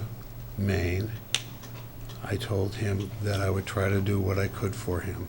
But you had approved it by the time you spoke to Mr. May. So Yes. the opportunity was gone. Gone. Once you approve it, it's gone now. You lost the No, golden opportunity. I'm not sure that's the case. How not? Once the developer has his or her approval, he's ready to go. The There- opportune there- time is, you had the plan for how long before you signed off on it? They're entitled to their approval if they comply with the regulations. If I don't give that, I would be I didn't interfering say- with advantageous relations I and could be didn't- sued. I didn't say not to do it, and I didn't say it was your role. But obviously, you're the one that's aware that this revised plan had come in, right? And I have to assume no one else knows that the revised plan came in because it goes to you. Didn't it dawn on you to say, hey, I'll turn to Mr. Valiakonis and say, Mr. Valiakonis, I got a revised plan. Looks like I may have to approve it, but before I do you want to have a dialogue with the developer about the wall? You're not involved. It obviously didn't cross your mind. Is that correct? No, it did cross my mind. And what did you do with Mr. it? Maine was very concerned. But hold So on, I wait a said- second, wait a second. Mr. Maine is told about the plan being approved. The barn door is closed. You're done. I'm talking about the time when the plan gets submitted to the time you actually approve it. To go walk down the hall to Mr. Valiakonis. Place a call to him. Mr. Valiakonis, 6 Bishop's Way. They ran into a problem. There's a revised plan here. You may want to have a dialogue with the owner. You may want to let the board know maybe the board wants to get involved. I'm gonna look at it, and if it meets all the regulations, I have to approve it. And I'm sure that's a position you were in, didn't put yourself in, but you as the health agent were put in that position, you had to approve it. But there was a time period there and a lost opportunity, the way I see it. I tried to have a dialogue with the owner. After speaking with Mr. Maine, You already They called him. approved, Mr. Fear, with all due respect. I'm not you- disagreeing with that. You don't have an opportunity at that point. Yes, You I have gave- an opportunity. you- And It's a before the lost, plan no, is- it's a I lost. have no leverage It's a whether lot. the plan is approved or not. We're not going to agree, Mr. Chuck, Frisco. why don't we let him finish? Let him finish what he was gonna say. Then we can- So I tried to contact the builder. It took approximately a week. Cell phone was out of service. He got a new cell phone. I finally did get a hold of him and told them that the Mains were concerned, that they related to me that he had promised them a wall that was different in form than the wall that is at 6 Bishops Way. They had told me that they were promised a wall that looked like one on Old Coach Road. And I said, I'd like to facilitate a meeting with you in the Mains and review their concerns and see what you can do to work this out. And the builder, Frank Kling, said, I don't want to meet with any of the neighbors. And he told me some reasons why that I'm not going to repeat here. And, but I did speak to him about the aesthetics of the wall, and he is certainly amenable to planting junipers along the top of the wall and planting ivy at the base of the wall. And I think in maybe 2 years, you won't know that that wall is there.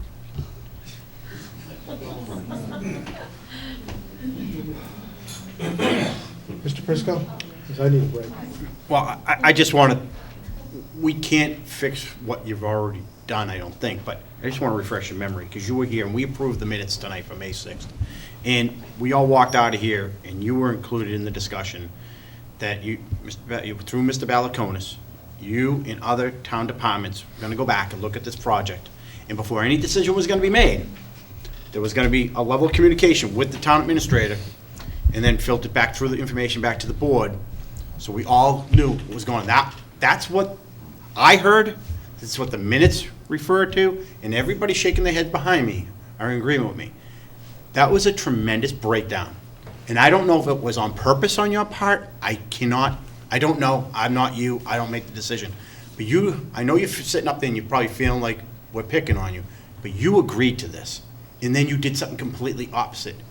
And I just need an explanation why you would go completely against what we all had an agreement on. We actually communicated. We did the right thing. We were all at the same level, Mr. Fair, when you walked out that door, and then something changed. I don't know if the builder got to you, but at the end of the day, you made a decision that affected one person, not any of us. So I just need that explained, because there's something happened. Where was the breakdown? I have no other choice than to do what I did. People are speaking of a waiver. There's no such thing as a waiver. There is something called variances as it relates to sewage disposal systems. There's no variance requested here. There's no public hearing. I have no mechanism to create one. We're beyond, I have to do what the law requires me to do. and no one's saying that you should do anything but that. But it sounds like you interjected yourself with the developer after you granted the approval of his most recent plan. The opportune time, and when you have leverage, if you don't realize it, is before you grant the approval. Or at least, I don't know what was going on in your mind, because you took it upon yourself to interject yourself. You just did it at the wrong time. If you had done that and turned that over to Mr. Valiakonis, when the request for the new plan had come in, things would be quite different, I would believe. So I'm just disappointed that you did it after the fact, because you have absolutely zero leverage with any developer. Once you give the approval, they're going to do what they did. Why do I have to talk to the Mains? I got my piece of paper. I'm gonna go do what I'm gonna wanna do. Do you understand that? No, Do- what's done has you- already been done. But do you, I want- have no leverage other than the state sanitary code and local regulations. no one's, Can't- Mr. Finn, no one's disputing that.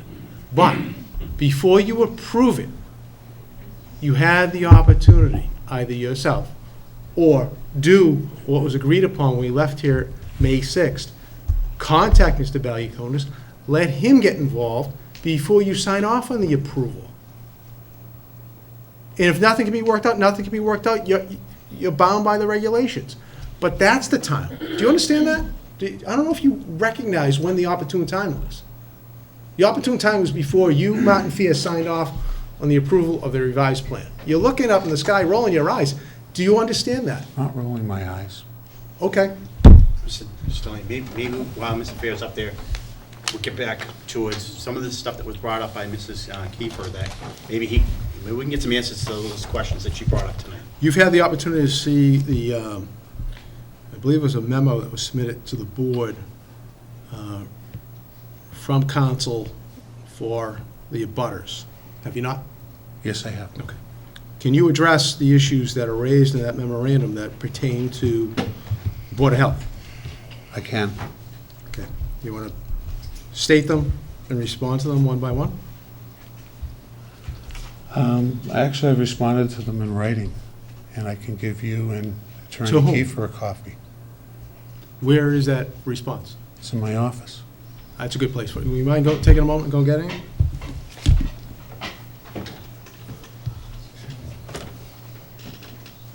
Mr. Hunt, please. Good evening. Good evening. Gary Hunt. Thank you for being here. I'm the chairman of the North Reading Board of Health, and I've been on the board for 35 years. 25 years, I should say. And I've worked with Mr. Fair for all of that time, and he's been this town's health agent for over 30 years. I think the issues that we want to discuss now are very technical issues, interpretations of Massachusetts DEP guidelines. There has been something submitted in writing by council, and Martin has looked at it, but I think this is not the forum to discuss those things point by point. Okay?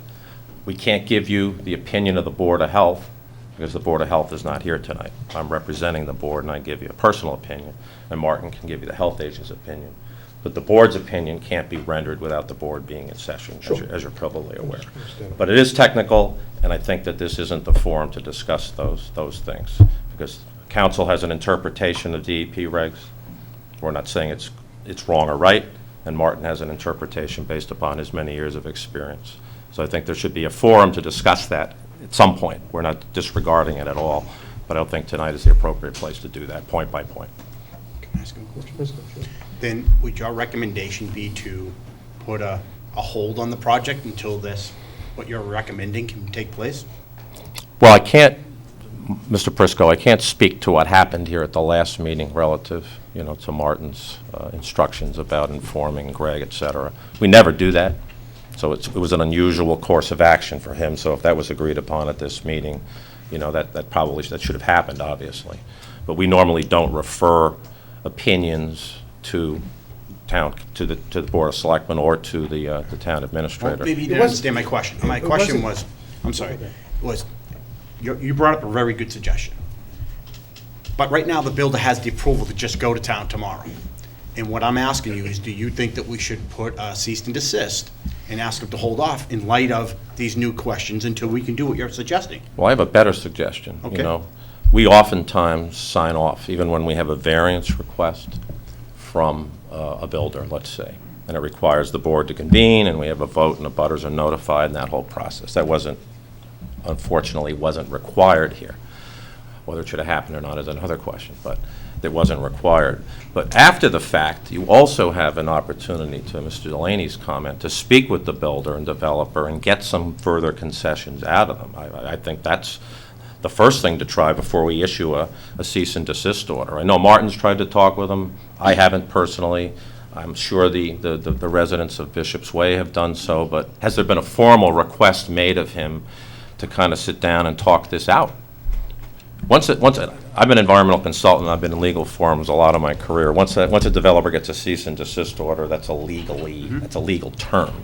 So they're gonna wanna, get legal counsel. I think this is best served in a technical forum, to discuss these issues, get some concessions from him, get those in writing to the satisfaction, if we can at this point, to the residents, and forget cease and desist orders, forget, all those things, that language that tends to put people off. That's what I would suggest, is make a formal written request to the developer, builder, maybe both of them have to be here, apparently they're sharing in the project, and say that we'd like to work these things out, here are the issues, and we want to discuss them with you and come to some reasonable endpoint.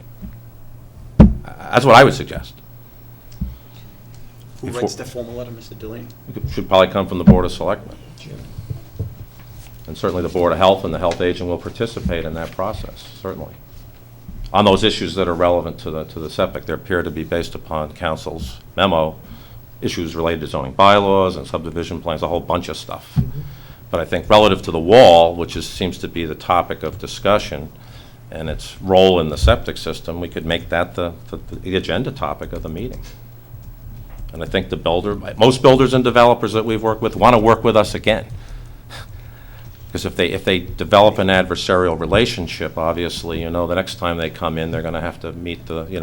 Unfortunately, my understanding is the developer or builder from out of town. Okay. I won't say fly by night, but it seems like, he's not going to be back. They're doing a onesie, see you later, sell the property.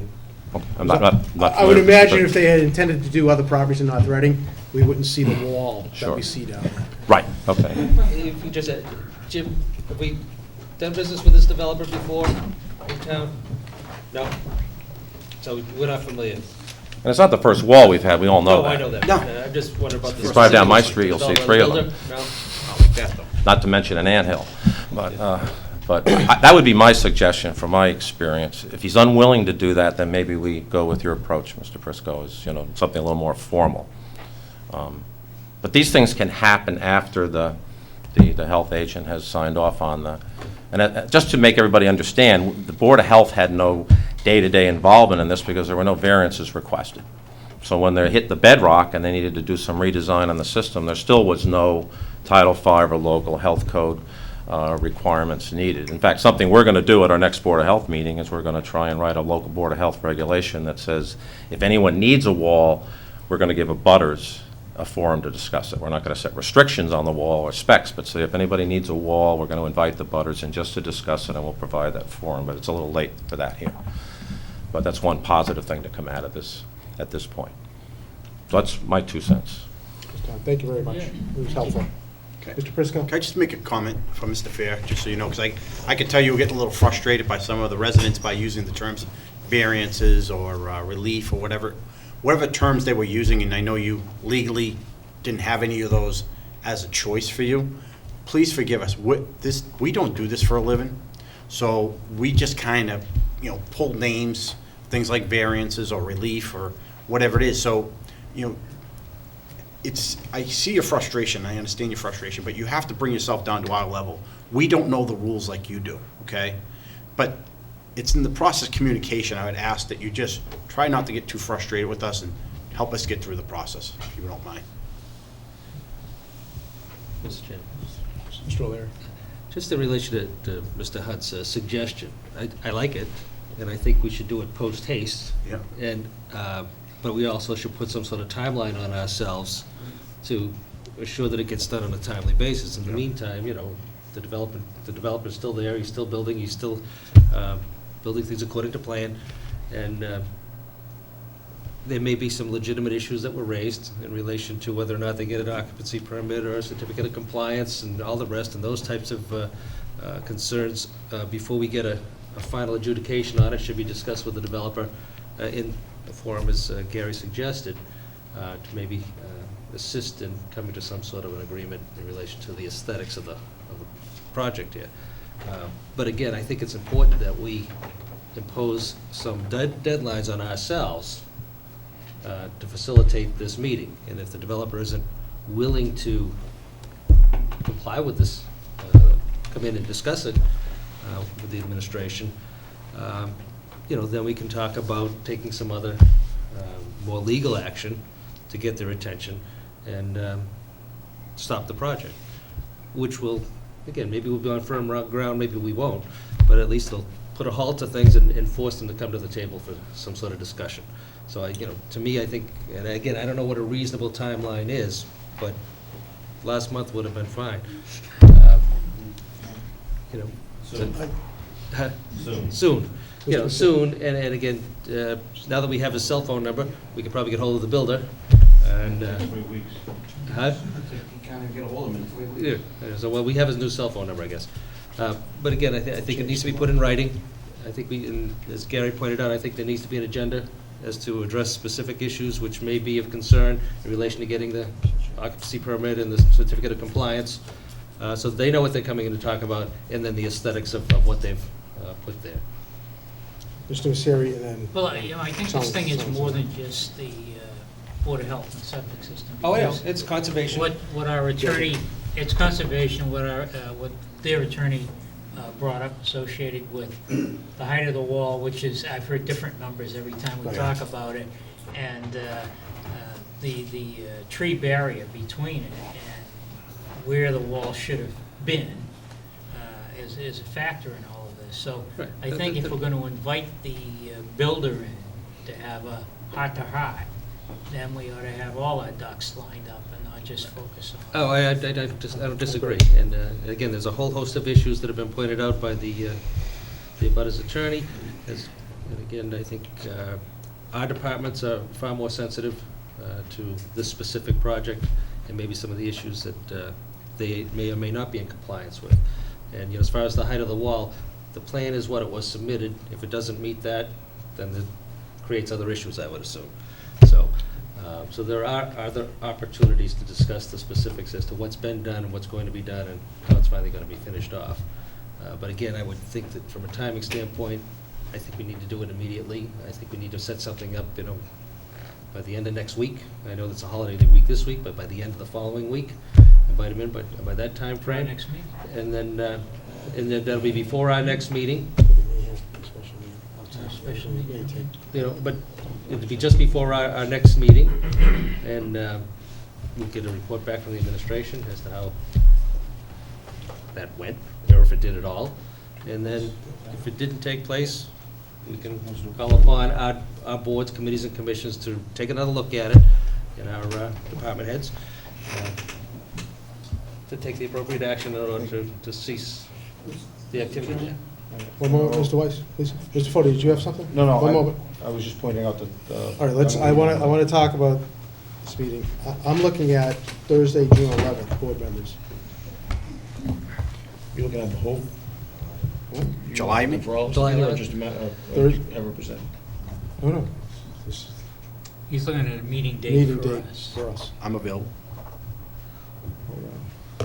Well, what did you say for us? Are you looking for us as a board to be involved with the developer at this particular point, or do we want the administration to work with the developer and see if we can come to some sort of... I don't, personally, I think we need to get them into a meeting with us, every department in town that has a sign off on this particular project. Again, I would, personally, I think going back to Mr. Hunt's suggestion, is to try and get first of all, a more friendly forum in order to air out the issues, specific issues that we want to talk, that we want discussed, and see how it goes. And again, with Mr. Briscoe pointed out, I'm not necessarily fluent in all the terms and technicalities that have to be met, but our building inspector is, our health agent is, our conservation agent is, and so are the members of the Board of Health and the Conservation Commission, and so on. Mr. Delaney, can you ask Mr. Balakonis his opinion? I'm Yeah, I'm curious. going to let Mr. O'Leary finish. So to me, I'm not necessarily ready to pull them before us yet. I think what I'd like to do is give our administration the opportunity to try and work with the developer. If that doesn't work, we invite them before us, to come into the meeting, and then take appropriate legal action. That may be a civil way to do it, and I understand, but I think we're going to end up to that second meeting, because I don't foresee the builder or developer I'm not showing up. necessarily But disagreeing with you. I think that's where we're I going to think end up. opportunities need to be presented. Sure. So that if we end up in another forum, we can point out that these are the opportunities we presented to the developer in order to get to where we may end up. That's fine. Majority feel that way? I'd like to see what the town administrator thinks. Mr. Valiakonis? With regard to following up on this meeting, or just in terms of the issue itself? No, just a meeting. I mean, What do you- Mr. O'Leary suggested. What's he suggesting? I appreciate the fact that the board wants to put it on its agenda and plan it out. However, I would still endeavor to want to contact the builder or developer and wish to have a meeting with him to at least apprise him of the issue. He's not been part of these discussions. I think it's important to have at least an opportunity and an offer to reach out to that person before the meeting. So I certainly would want to do that before the next session. Well, I would request that you do so, schedule that prior to our meeting on the 15th. And then you could Certainly. update us on the 15th, and if your discussions with the development don't go well, and I don't hold up much hope that it will, that on the 15th, we can schedule a formal meeting to bring him in before us. Does that sound like a plan, board members? Mr. Briscoe? And that is to address the subjects that were brought up by the Abutters Council. That's what they're gonna have the discussion with. Including the aesthetics of the wall. Okay, thank you. Yeah, the Yeah, that's aesthetics of the all. wall, again, the compliance with the regulations, and I'm sure, Mr. Fair and Mr. DeCola and Conservation Commission agent are overly sensitive about the issue, and are gonna take another look at whether what they've done so far is in compliance with what they've been issued. I'd like to make sure the minutes reflect exactly what Mr. O'Leary has laid out in regards to what's gonna be requested. In that particular meeting, I wish for it to be held prior to the end of next week. Thank you. Or attended by the end of next week. Depending on his- But I'm sorry, I know the conservation member is here. Can I hear from the conservation member first? Do you mind? Yes, I do. I've been waiting. Well, I didn't call on it. Go ahead. You want to have the conservation member go first? I mean, I'm one of the residents that has to live with this wall. I understand, ma'am. I understand. Go right ahead. My name is Susan Murphy. I live at 2 Bishop's Way, and I would respectfully like to say that I am very tired of trying not to put people off. We have All right, I'm tried gonna- to I'm be gonna ask- nice. We have who's- tried everything we can. Who's putting people off? Mr. O'Leary made the comment that he doesn't want to put anybody off. He I did. think what Mr. O'Leary, I don't know if I heard that. I did. Yeah. No, but what Mr. O'Leary is doing Yeah. is the civil way to go about this. And Try we've to been get it- trying to be civil through this whole Yeah, thing, but and the it has board- gotten us nowhere.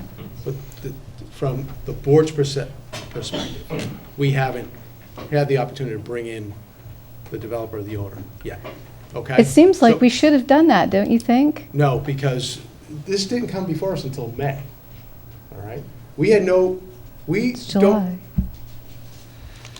Go ahead, ma'am, you can continue. I'm really frustrated because I feel like as a resident and a taxpayer in this town, and I've lived here for 20 years, and these are all my neighbors, I know them all, I've known them since we moved in, and I just feel like when we came to the first meeting and everyone voiced their opinion, and we walked away thinking, wow, we think they heard us. You know, we think that Mr. Fair heard us, we thought that you guys heard us, and that we had a chance to maybe affect some positive change with this. That was the idea, was that we would try to find a way to work with this builder to make this situation better than it was, because it's really not okay right now. And when Mr. Fair made the decision to unilaterally take the tiny little bargaining chip that we had, which was this, I understand that you didn't have to do like a full approval on something, but it was a bargaining chip that we could have used to help, as you mentioned, Mr. Delaney, we could have used it in our machinations to try to get the builder to work with us. It could have been something that might have made him more likely to work with us. We don't have that anymore, because Mr. Fair decided that because it wasn't required that we have an open hearing on this, that he just wasn't going to do it. And to me, that's really amazing to me as somebody that lives in the town, To have somebody think, well, it's not required, and I know that the residents are upset, and I know that, you know, that everyone around there is just really upset, but I don't have to. I don't have to do anything to help them, so I won't. And that's what you did. That's what Mr. Fair did. He made the decision that he didn't have to do one thing to help us, and he didn't. And you know what? He was within his rights. He was within his rights, but we had always believed, or I had always believed, erroneously apparently, that this town cared about the residents that lived in it and would have maybe taken that one more step to help us because we were in a bad situation. And it just really upsets me that because he wasn't required to, he didn't. And to me, that's a real shame. You know, who's looking after the interest of the taxpayers? I don't really know. And he silenced us, really. He effectively silenced us. We asked for an open hearing. That's all we asked for. We didn't ask him to do anything outside of what he was required to do. We just asked him to make us part of the discussion, and he shut us down. And I'm here to tell you that we will be heard. Thank you. Mr. Weiss? Yes, I'd like to correct the record and also the misinterpretation of the attorney on the conservation's order of conditions. The attorney mentioned a couple of things in her memo about the trees, not enough room to put them next to the wall. They were never expected to go next to the wall. The neighbor on that side of the property line wanted a screen on the property to hide the house. And the trees were going to go from the end of the wall on the property line and further down the line to hide the house. It has nothing to do with the wall. The other thing that the attorney mentioned was a vegetated buffer.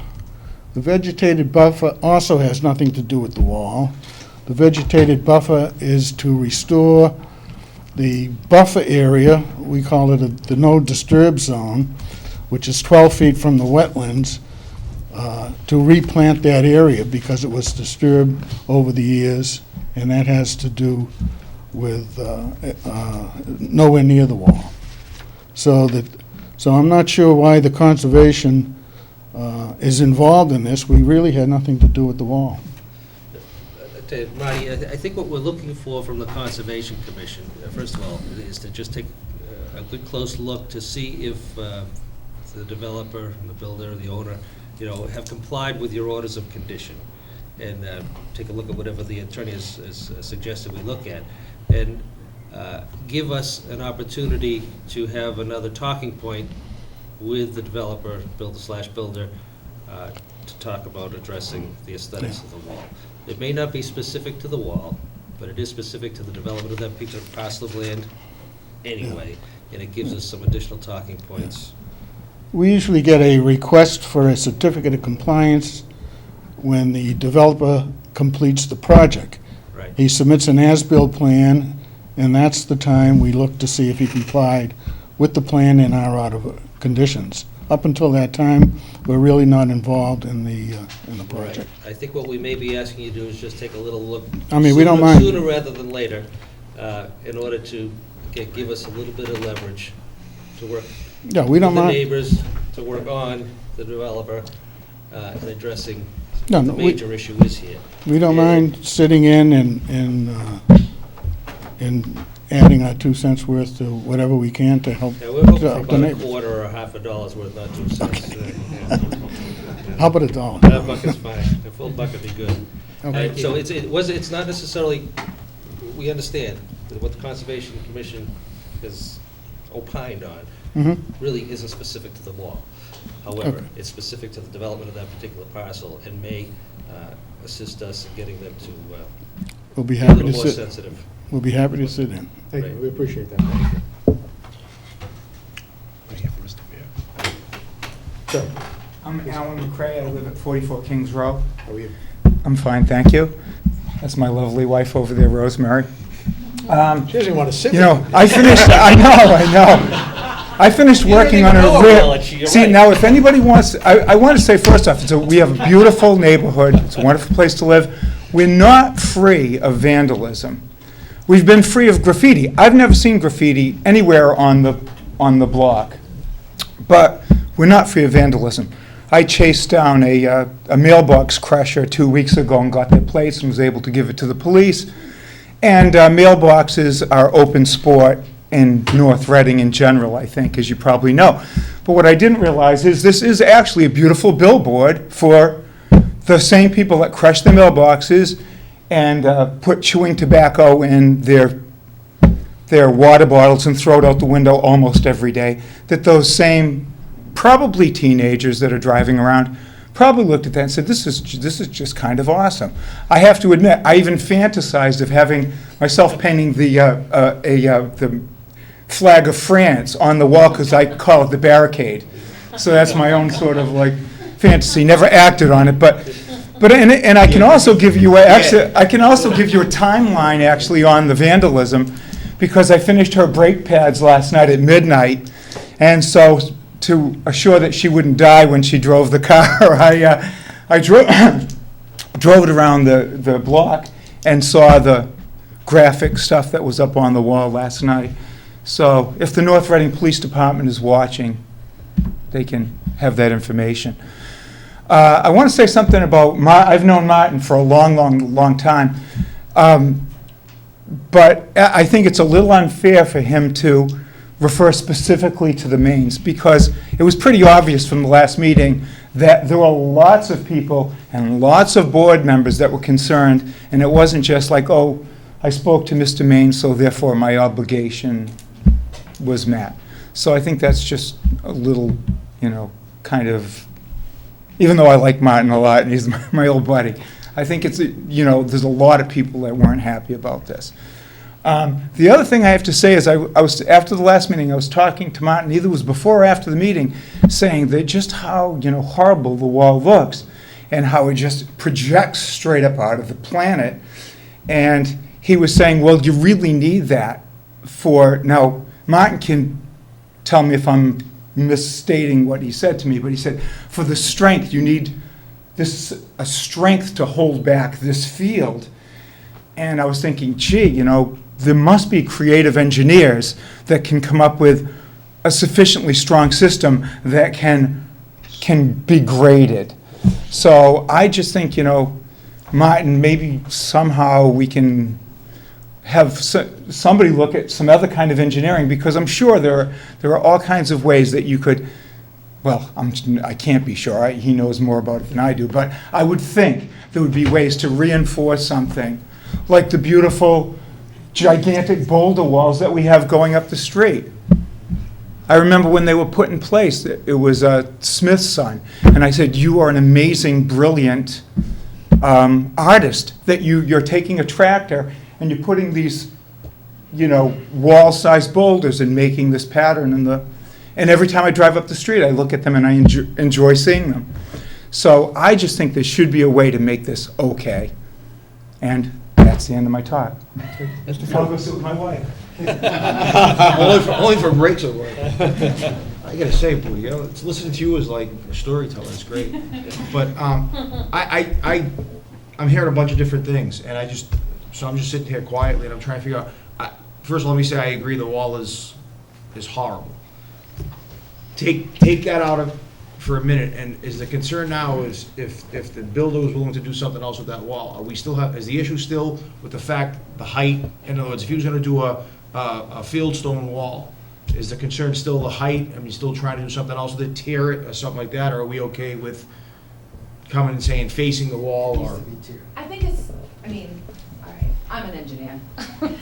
And I know about topography maps, and I know this division because I was there when it was all cliffs. There were setbacks for the slopes between the abutters' properties. So I took out the original plans a while ago, and I didn't get to come in because I was sick or something.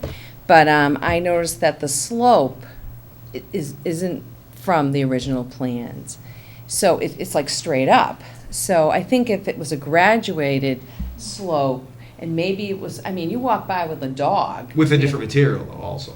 It doesn't matter to me, I mean, like, Oh, but I'm just saying. you know, All you right, want well, else get maybe mad at everybody you. here hates the trail, okay, but I'm just saying, I'm like, oh my God, if we ever had some kind of a jolt, you know, and we have earthquakes, where there was a tornado thing today, I mean, that wall is gonna just fall on somebody. So it's a safety thing that I mean, I'm looking at it, forget the aesthetics. It's safety walking on that sidewalk now. There's only 1 foot. And then for the mains, I'm looking at their house and looking at the wall, because we go by every night, saying, that's straight up. I mean, water flow. I mean, it was supposed to be a graduated slope when we all moved to the development. And I think everybody expected, unless someone say, hey, that's okay with me, you know, but I'm just looking at it going like, if there was ever a break, he's gonna have sewerage all over his yard. So I think some kind of a graduated slope, maybe the fieldstone, you know, whatever, but I just think the topography of the slopes between the sidewalk and the 2 abutters, to me, was not.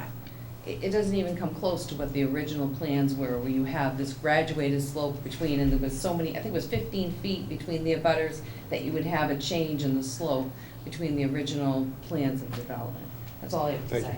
Mr. Fode. If I could, Mr. Nicole, I assume you saw a copy of the plans previous to the, I didn't. did it call for any type of slope at all? On the slope? On the engineer's submitted plans, did it call for, how was the wall? Oh, on the septic submitted? plan? No, I don't even check that. No, I mean, but you get a copy of the, Septic plan, yeah, right. which. does Once I not get show an the wall? approved septic plan, then I issue a building permit. Doesn't show the wall on the septic plan? Oh, it does. Right. Yeah, So and what I'm it's asking, and I guess it's the question- engineered and it's stamped, and Right. that's all I look at. Once I can get that, I can issue the building permit. Right. That's strictly Board of Health. I can defend the, you know, council's zoning questions, but like Mr. Hunt, I don't think this is the place to do it. This is now a legal issue. Everything that has to do with zoning, because I enforce the zoning bylaw, goes to town council through the town administrator. Right. And I think town council will have to look at that, and then we can sit down, the 2 town councils can sit down. But I don't disagree. I guess my question is, there was a statement made that the original plan showed for not a 90-degree wall. A straight wall, yeah. It called for I don't even check it. I don't, once I get an approved plan from the septic, so no for one the Board of Health, No one approves the wall? well, it's approved by the engineer and by the Board of Health. Approved by what engineer? The engineer who stamps the plan for the septic system. So They've got a, so the person that the builder hires approves the plan? He submits a plan? he submits the plan. A stamped plan and- that says, and this he- is gonna work for what I need, for what we need to do here, Right, but so no as long as the wall is engineered, that it's gonna hold, But no one verifies that? that's what we get. Well, he's got a stamp, he's got an engineered stamp. and- Certified engineer. I understand that. I mean, I got plenty of plans that come before me at, you know, my place of employment, and I have to send them back sometimes. I'm not an engineer, so I wouldn't be able to review it and dispute the engineer's design. So the town engineer doesn't look at it. The town engineer does not look at it. It just goes through Board of Health, and then comes to the building, and Yeah, then I comes to wasn't the putting that- building I was- department. Let me state, I wasn't putting that on you, I just thought Okay. someone here would, I didn't mean you personally, but I thought someone employed by the town would look at the plans that were Yeah, submitted to the it- engineers and either say, yeah, they're great, or no, they're not great. Yeah, if that was to happen, it would be a procedure change, and it would be the town engineer that would have to look at it. Everything would have to route through the town engineer. You know, but I think that this basic problem is that, you know, there are laws related to septic, there are laws related to buildings and structures, and I think everything has essentially been followed. So we're back to the issue of, we had a little bit of leverage and it slipped by us. Because, you know, if there's no town zoning bylaw associated with the height of the wall, you know, it could be No, there 20 is. feet tall. No, there is. No, in terms of getting an engineered plan for it, but not in terms of, Just whether it requires a fence on top of it or not. It doesn't require a fence. No, but The fence is on private property, that's up to the homeowner, if they want to put a fence up there to protect their family or children, but there's no walkway at the top of the wall, so it doesn't require a fence. And the fence would be stepped back. I mean, if it was on the plans, it would be required, but the fence would be stepped back at least 2 feet for plantings. So that would then become the grade. I mean, that's one of the zoning issues that council brought up. Okay, Mr. DeColo. I think before I go, I think if the wall, if everything was followed and the procedure was followed, I think you have a little leverage on the screening. You know, there is 2 feet of space between the wall and the sidewalk where plantings could be put, trees could be put, and they could be put every 1.5 feet. And then at the top, same thing with shrubs in the ivy that grows down, or those things. So, whoa. I'm not going to lose control. I asked you before, raise your hand, I'll call upon you. Mr. Messere.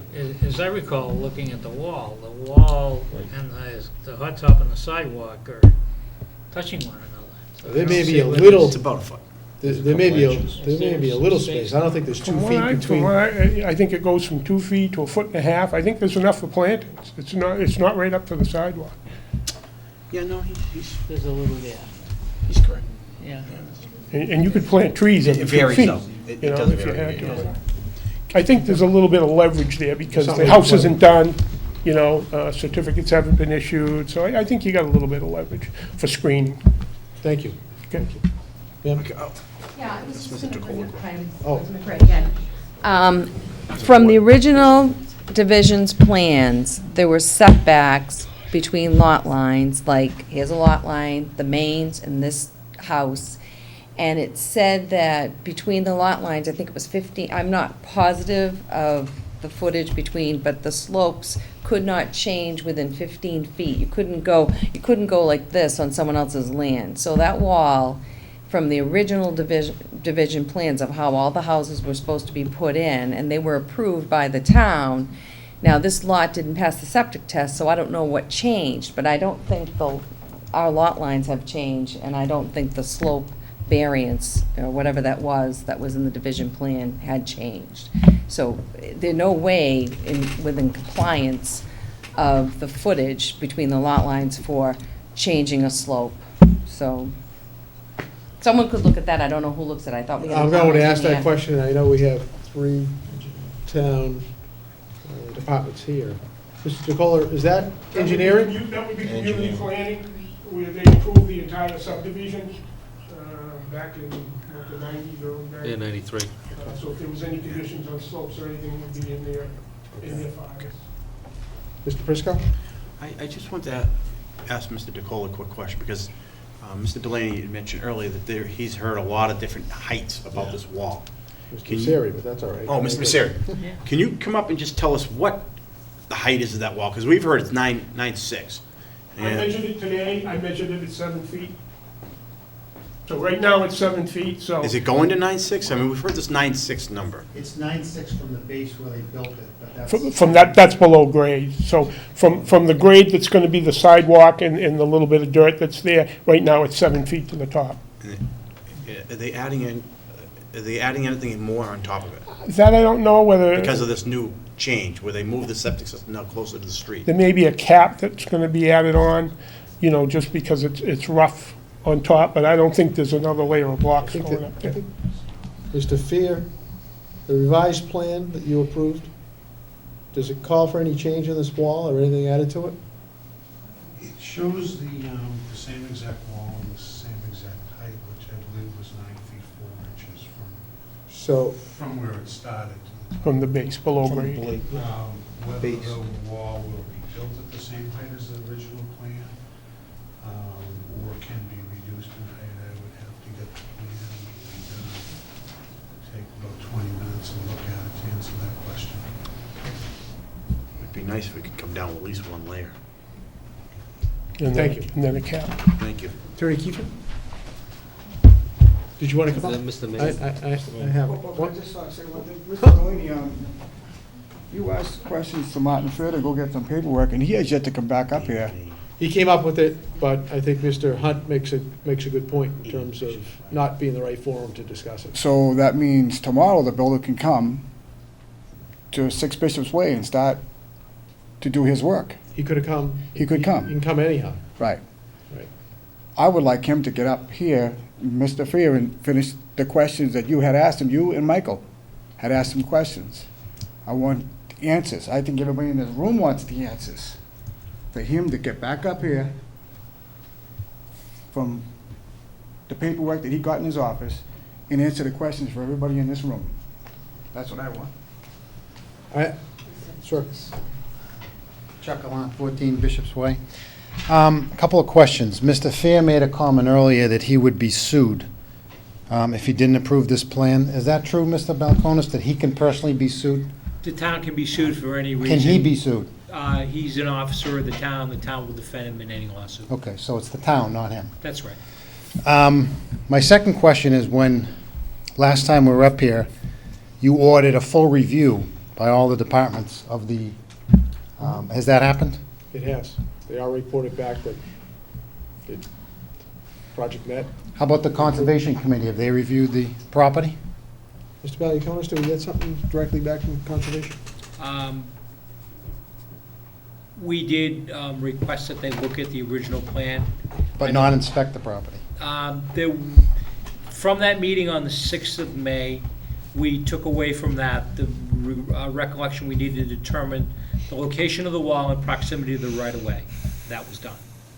We needed to determine whether the building department had reviewed the plan and issued a building permit, and that was done. We also took from that the Conservation Commission needed to review and report back as to whether there were any problems with that original issue. And I believe they reported back that they didn't see any beyond what has been reported this evening. Okay. And my next question is, since we last met, the builder has backfilled the entire front of the wall, and I didn't see the screening that's supposed to be there. Has that been checked? I guess that's directed at you, Mr. Fear. Do you check that? I haven't seen any backfill in front of the wall. On the sidewalk side of it? No, Yes. sir. Oh, the sidewalk? Yeah. I haven't seen it. Yeah. No, it's still empty. It's not. Barrier. Yeah, It's but it's not filled. filled in yet. It is filled? It is filled. Oh, I didn't Yeah. notice that. Yeah. It's filled more than when it was when we last met, so I don't know if, I don't see a barrier there.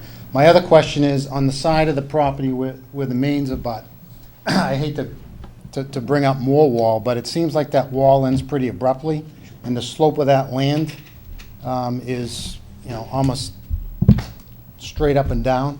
That dirt is gonna leach into the mains into the mains yard, so I'd be interested, what plan shows what vegetation is gonna be there? Why was that wall ended so abruptly? And why is that so steep? And does the builder need to put more fill in based on the fact that he hit the bedrock?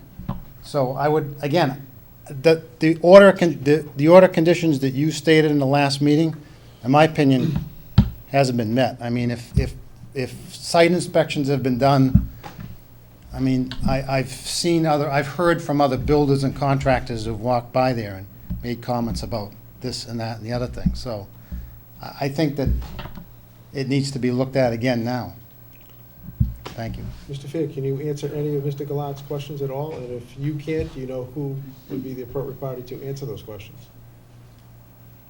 No, I'm not sure I remember all of them, but. I'm sure he'll repeat them for you. Why don't he come up to the microphone then? No, Mr. Fair should need to come up to answer the question. So my first question was, has there been any check to see if the screening was put behind what fill has been put in so far? The impervious screening? I haven't made that inspection yet. I haven't been out there since I made the original excavation inspection. Okay. And my other question was... Actually, I've been on the property because I stopped to see if I could catch the builder to speak with him there. But no, I haven't made any additional inspections since I made the... Would that type of inspection normally be required, Marty? Yes. Yeah, okay. Is it required when he's done or during the process, or? It's required when the soil that has to be removed is excavated prior to replacing it with sand. The sand's been brought in, but I'm not sure it's been last I looked, it wasn't spread, started to be spread. No one's called me for any additional inspections. Okay. And when you do that inspection for the impervious barrier, will you also, who looks at the slope of the land that isn't contained by the wall? Is that the building inspector, is it you, is it? It's not conservation, because I don't think that side of the yard abuts a wetland, the other side abuts the wetland. I'm more, I'm more particular about the area in proximity to the sewage disposal system. So so you'd be looking at that then, because it's right beside the area that's gonna be filled in. I think I couldn't help but notice. Mr. Fear, I'm gonna ask you, you need to come to a microphone, no one can hear you, especially those at home, or we could give you a microphone to sit at that table. Can we do that, Mr. Fode?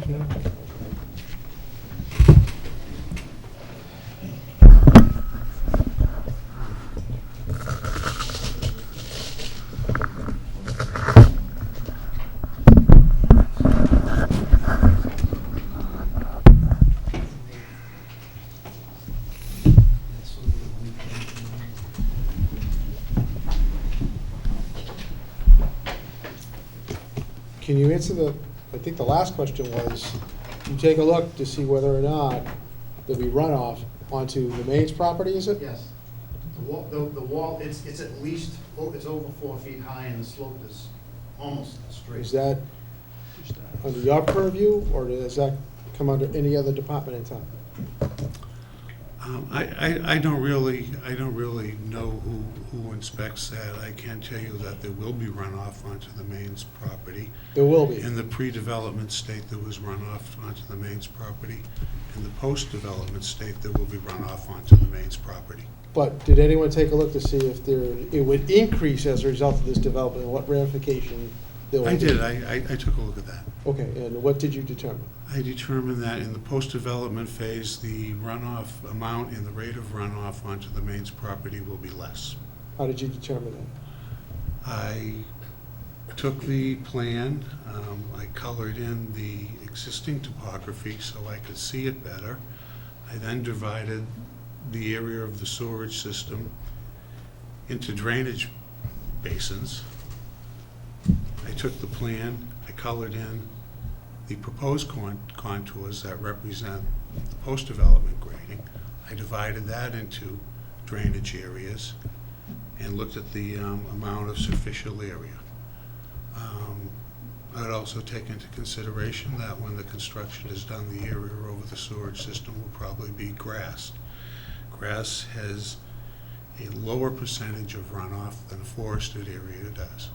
So in the post-development phase, everything indicates that the amount of runoff onto the Maine's property will be less.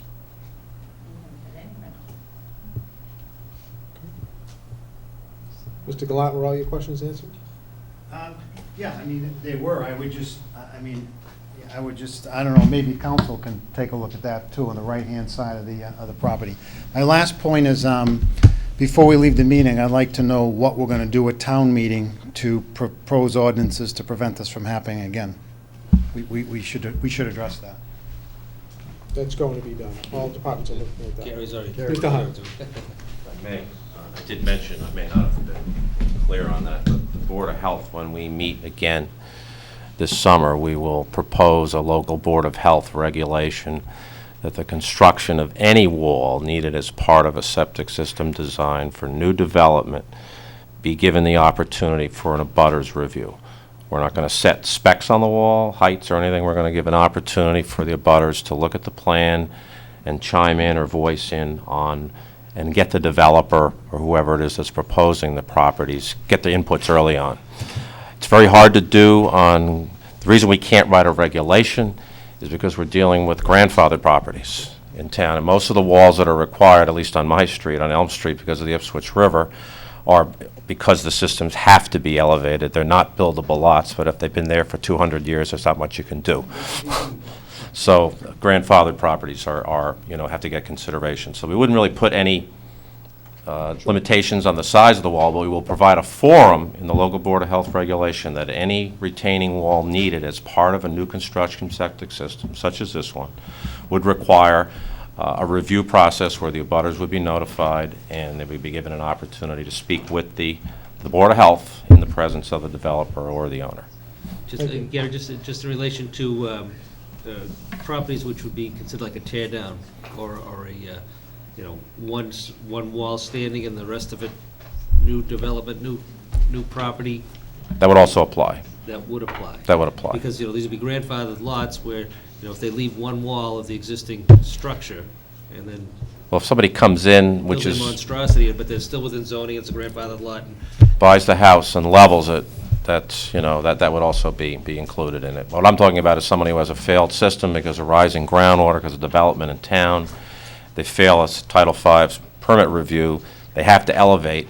You can't force them out of their home, so those would be an exception, because they have to have a wall, and, I think in that case, we're not going to put restrictions on it. We don't want to put numbers in this at this point, because each of these, as this one is customized. There's no two that are the same. Well, there's a reason this was the last lot developed in the Yeah, subdivision. we don't need to go there.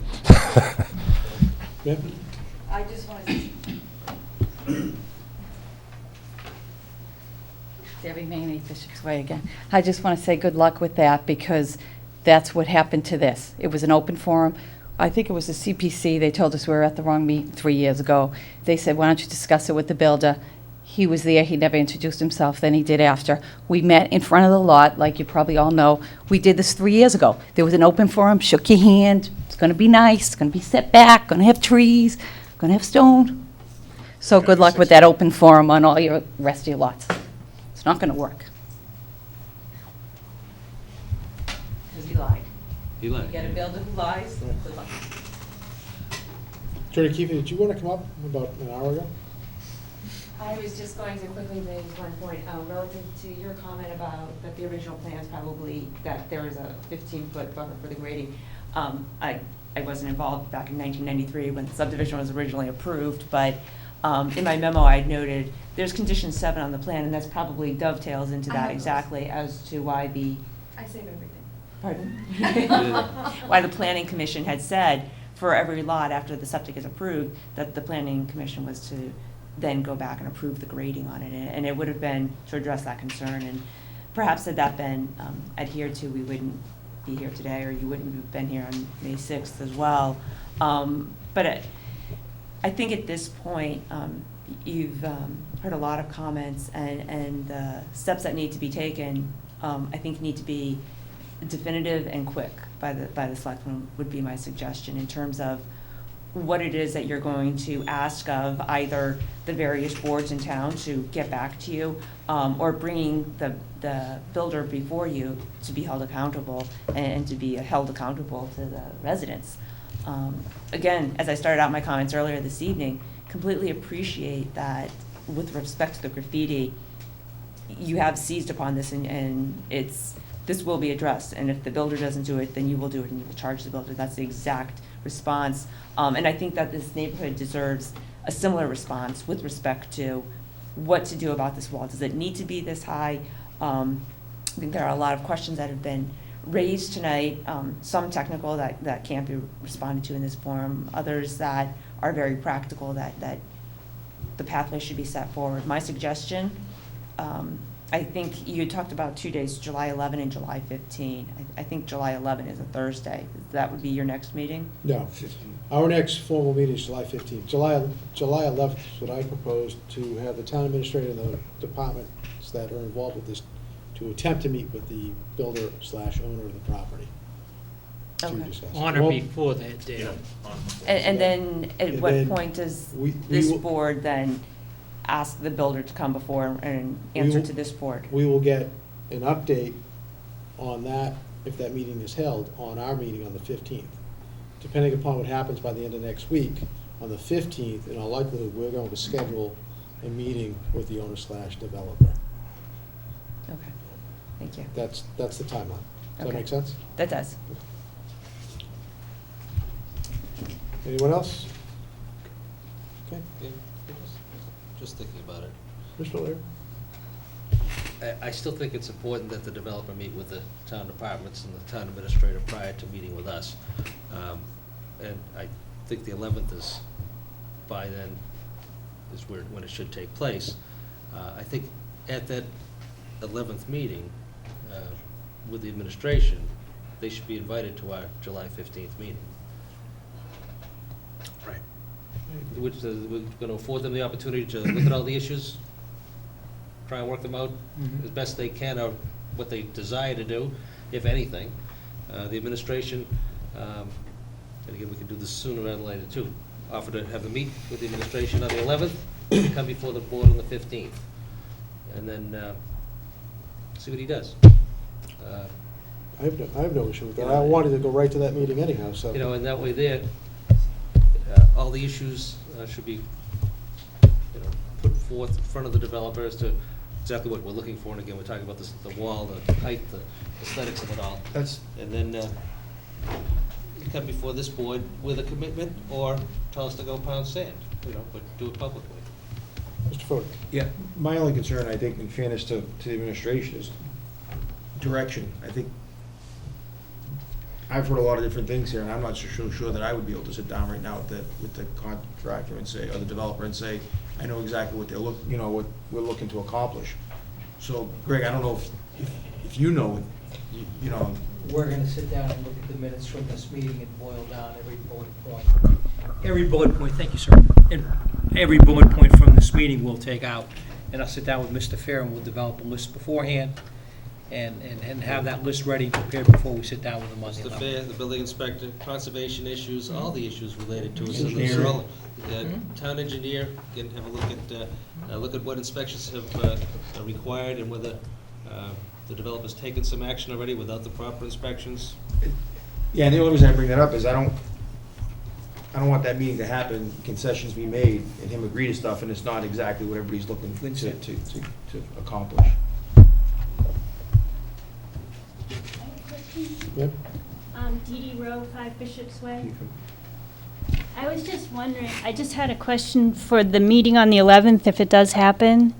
Are the minutes of that public, or will they be available to us to hear what was said? It won't be minutes of that meeting. No, it's an internal administrative. So we won't know No, we have- what was discussed. The town particular- administrator will be there. The town administrator is going to give a report based upon what happened on that meeting. Okay. So you'll be aware of what happened. We also There are no formal have minutes the of that. correspondence from your attorney as to what issues may be coming forth for consideration. Okay.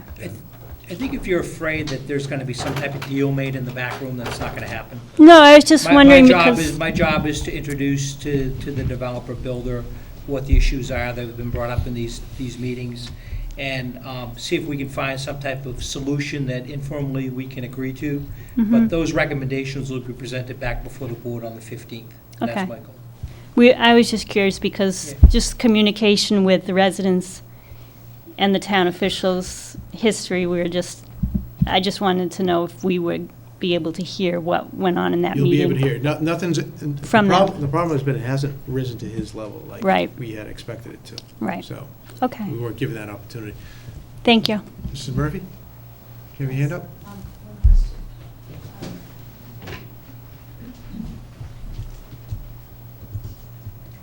I'm Susan Murphy, 2 Bishop's Way.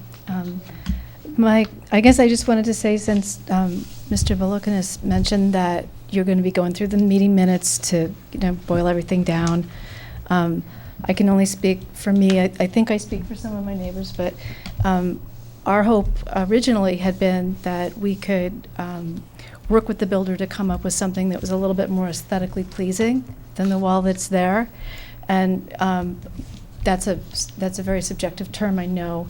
I know that when Mr. Kling originally spoke with the Mains, my understanding is that he told them that the wall that he would build would be similar to the walls that are on Agatha Way. And that's a street that's just off of North Street. And you can see that those are stone walls or stone-faced walls. And that's what the residents were expecting. So if we were able to make any kind of a recommendation to the builder to tell them what we want, we would really like something that looks more like a stone wall than a cement cinder block wall. And that would be our preference. Pictures will be presented, Okay. similar to what you've just described. Okay. Pictures speak all the words we need to. Right. So I just want to make sure that it was noted in the minutes that, for me at least, that was kind of what we were hoping to accomplish. I've heard your message. Thank you. Thank you. Mrs. May? I just want to ask Debbie Maney, Bishop's Way, can there be a representative from the neighborhood at that meeting? Like one representative, one person? Can't be represented? It's a closed secret? No. It's not closed and not secret. It's administrative. It's an administrative meeting, and, Is that a law? no, but I don't, personally, I don't think that'll be healthy at Right. this time. You do it that way. Just one person, even if they don't speak, like they could not speak, but just be here. Why,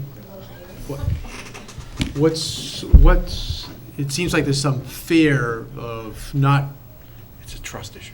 Yeah, he's lied, I'm not saying have tried to be helpful, but the communication, like Dee Dee said, has not been up to par. Mr. Fear has, it's now risen to town administrator's level. If you have certain questions or issues that you fear aren't going to be raised during the meeting. No, it's not. But you can contact me, you can email me and list them out, and I said I'd be happy to have a discussion with you prior to that meeting, just so I have an understanding for what they are. I want to be able to address the concerns that you have as residents. If for some reason I haven't brought those up, it's not because I've deliberately not wanted to bring them up. They may be down my list, whereas opposed to you, there's something that's high on the list. So I'm certainly available and willing to listen to what you may have for questions. And I don't know if this is better or worse, but I would expect at least one board member will be present as well. okay, I just don't understand why there can't be one person from the neighborhood represented. It's more of an internal meeting with town officials and the developer. I know, but don't- isn't it a town? Aren't we taxpayers? Isn't it an open book? So can't we, one person, go and sit? I mean, we can go to court cases, isn't it an open book? You can look at things downtown hall, everything's open, right? Can't you just ask to see things? Personally, Mr. Delaney, we tried that, and he made the visit, Mr. Freeman. it's out of his hands. Okay. It's done. It's out of Mr. Fear's hands. It's in the hands of the town. But I think if one person could just sit, we would feel better. Not I know you speak, would- just I know sit. you would. I don't think it would be healthy. Like, someone from your community asked if we had invited or intended to invite it this evening, the builder and developer. I didn't, one, I don't think he would have come. And two, I don't think it would have been healthy to have him present here. That also, too, So- I think you're wasting time with the July 15th. I think like maybe if you called him tomorrow and said, listen, can we have a meeting? He's going to say no. He doesn't have to. He's set. We don't meet He's again until done. July 15th. And we have a holiday this week.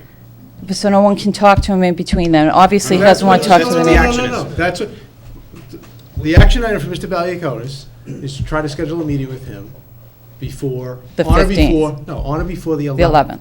Which is next Thursday, Okay. okay? But we still can't go. No, one person. No. I don't think it makes sense. Mr. Delaney, I'd like to. But you could attend. Could you like walk in and sit down? Or they would throw you out? No, it's a private meeting. But I don't understand why it's private. I don't understand. It's a town. I don't get the private part of it, but that's okay. Secret. Mr. Prisco? Mrs. Bain, we all feel the same pain you do in regards to this, okay? Because the trust has certainly been questioned on this whole thing. I think you gotta just step, you gotta find. Between the town administrator and Mr. Kling? It's No. just them two? No. The town departments that are involved in the decision-making, CPC, building inspector, health agent, maybe a few others. Town engineer. Town engineer, including Mr. Valaconis, will be facilitating this meeting. That is the highest level you can get. If you integrate in a resident into the process, one, it wouldn't be fair to the other residents, okay? Because it wouldn't even be fair to the process. It wouldn't even be fair to our employees, because that's just not the best way to handle this. You have to find it in your heart to find this trust. You gotta let the process run. When you come here on the 15th, If you're not satisfied with the process, then you certainly have all the right to voice your opinion. I just But- feel that it's gonna be done and over with. The septic's gonna be in, the thing's gonna be done. Mrs. it's Main, gonna be done. no one can blame you for feeling that way. But at this point, I would never even, I live in the neighborhood, okay? I would never agree to let any of the residents sit in that meeting. And I certainly won't be one of the people sitting in that meeting. It shouldn't be me, as the board either.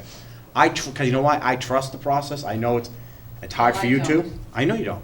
But I'm asking you to trust me and that let the process run the way Mr. Delaney and the way the town administrator have laid this out. I think you will be you won't be happy with the results, okay? Because let's face it, the builder has made this investment and he didn't do anything wrong, per se, up to this point, in his eyes. Other than lie. Other than lie. Other than But that, legally, other than that, he's a $5 legally, fine. based on what our boards are telling us, legally he hasn't done anything wrong. So, I don't want anyone to walk out of this room today thinking that, come the 15th, you're gonna hear, he is gonna put this beautiful stone up and maybe be able to, set the wall back a little bit. No. Keep your expectations pretty low on this, okay? But I do have faith that they'll try to find a way to make this work, because at the end of the day, he wants to sell this house too. And he has to get the approvals from this town.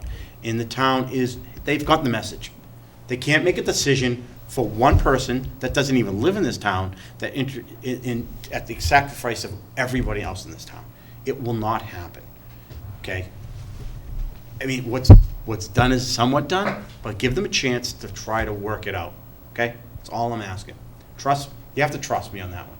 At the end of the day, we let you down again, then, you have recourse. You have ways to vote us out, you have ways to, come in here, bring more people, bring the rest of the town in, and hold us accountable. But I'm asking you, please.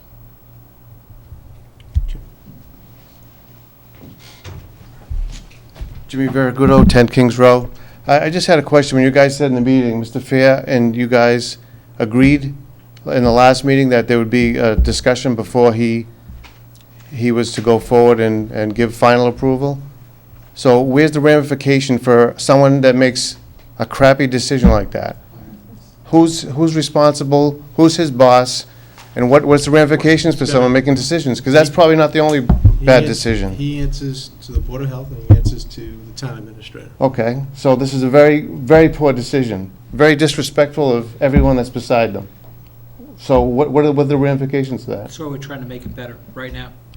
That's why we agreed that we're gonna go forward and sit down with the developer and the builder and try to work this thing out in the interests of the residents. Do you think someone has that lack of disrespect for everyone is going to make their good decisions going forward? It's my job to try to convince them, and I intend to. I don't see it. I'm gonna try. I'm gonna give it my best effort. No. On record, I don't see it. Sure. Ralph Napoli, 4 Bishop's Way. I just wanted to get back to Martin Fair's last answer about they did the calculations for the runoff on the mains property. Was that before or after they found bedrock? That's just Mr. Fair? It's both before Could he stand and up after and give us the answer? Thank you. It's both before and after they found bedrock. There is bedrock on the site. There are outcroppings here and there. The analysis was done in the pre-development phase. The property was wooded.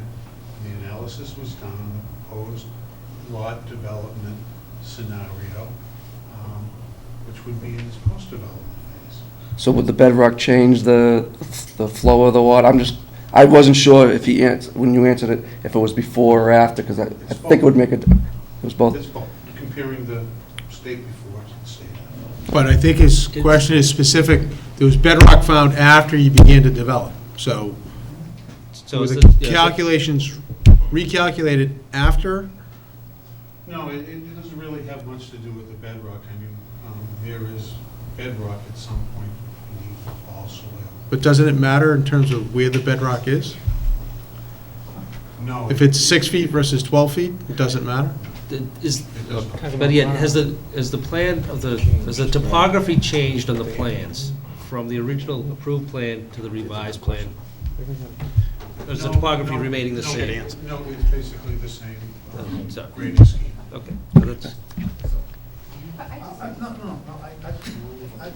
Mr. Fair, I would like to know how that amount of bedrock can be unexpectedly hit in that location and the soil topography not change. You said yourself that he needs X amount of feet for that soil, for that leaching soil. How could it not possibly be changed? What did you have to approve then? It has to be a higher grade of soil. It has to be more soil brought in to above that bedrock, which has to slope, right? Is that not true? What changed, can you tell us what changed in his plan? The finished, what changed, the finished grade of the grading scheme is, as was just stated, is the same on the revised plan as it was on the originally approved plan. What has changed in the design is the type of soil absorption system being employed, in its location and its geometry. So he's changed it. In addition to that, there's also been a pump chamber and a pump added to the design to pump the sewage to the soil absorption system. One other comment is, it's not acceptable to keep that wall at that height. It needs to be tiered. So if there's going to be any facade put on it or anything, it's still going to look terrible.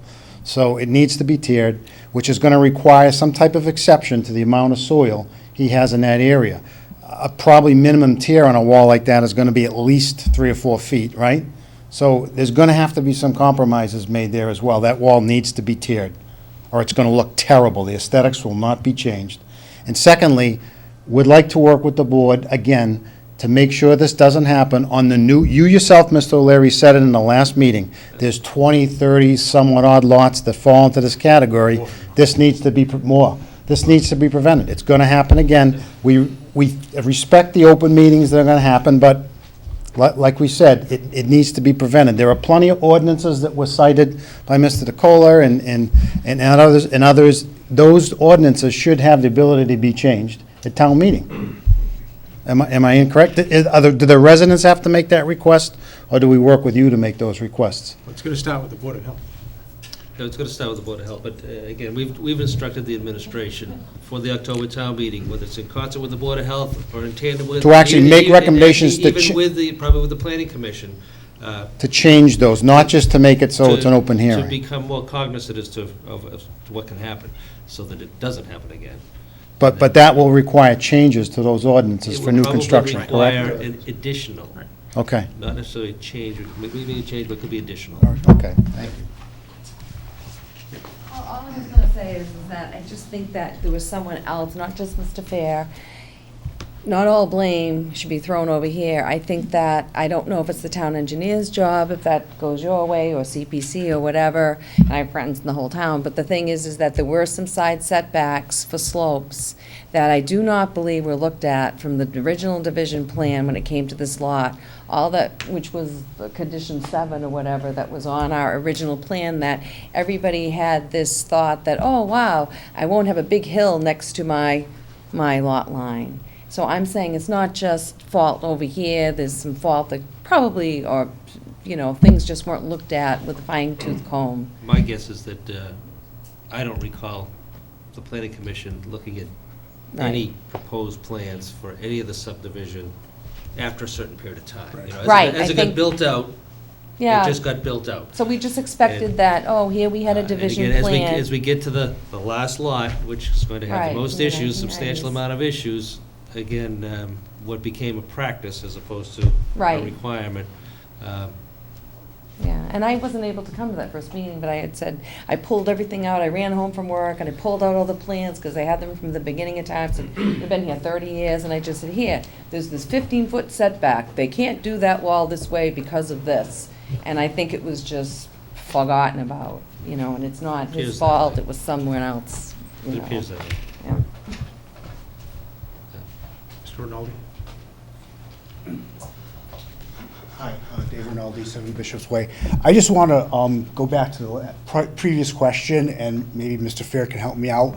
The question was, what was the change in the secondary plan?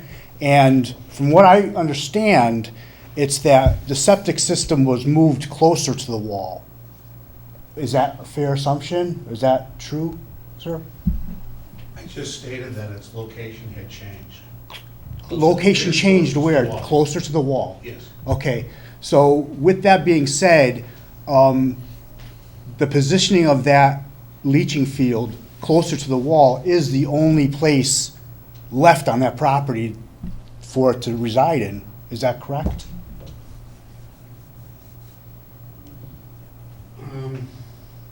No, I'm not sure how to answer that. I thought there was another viable location.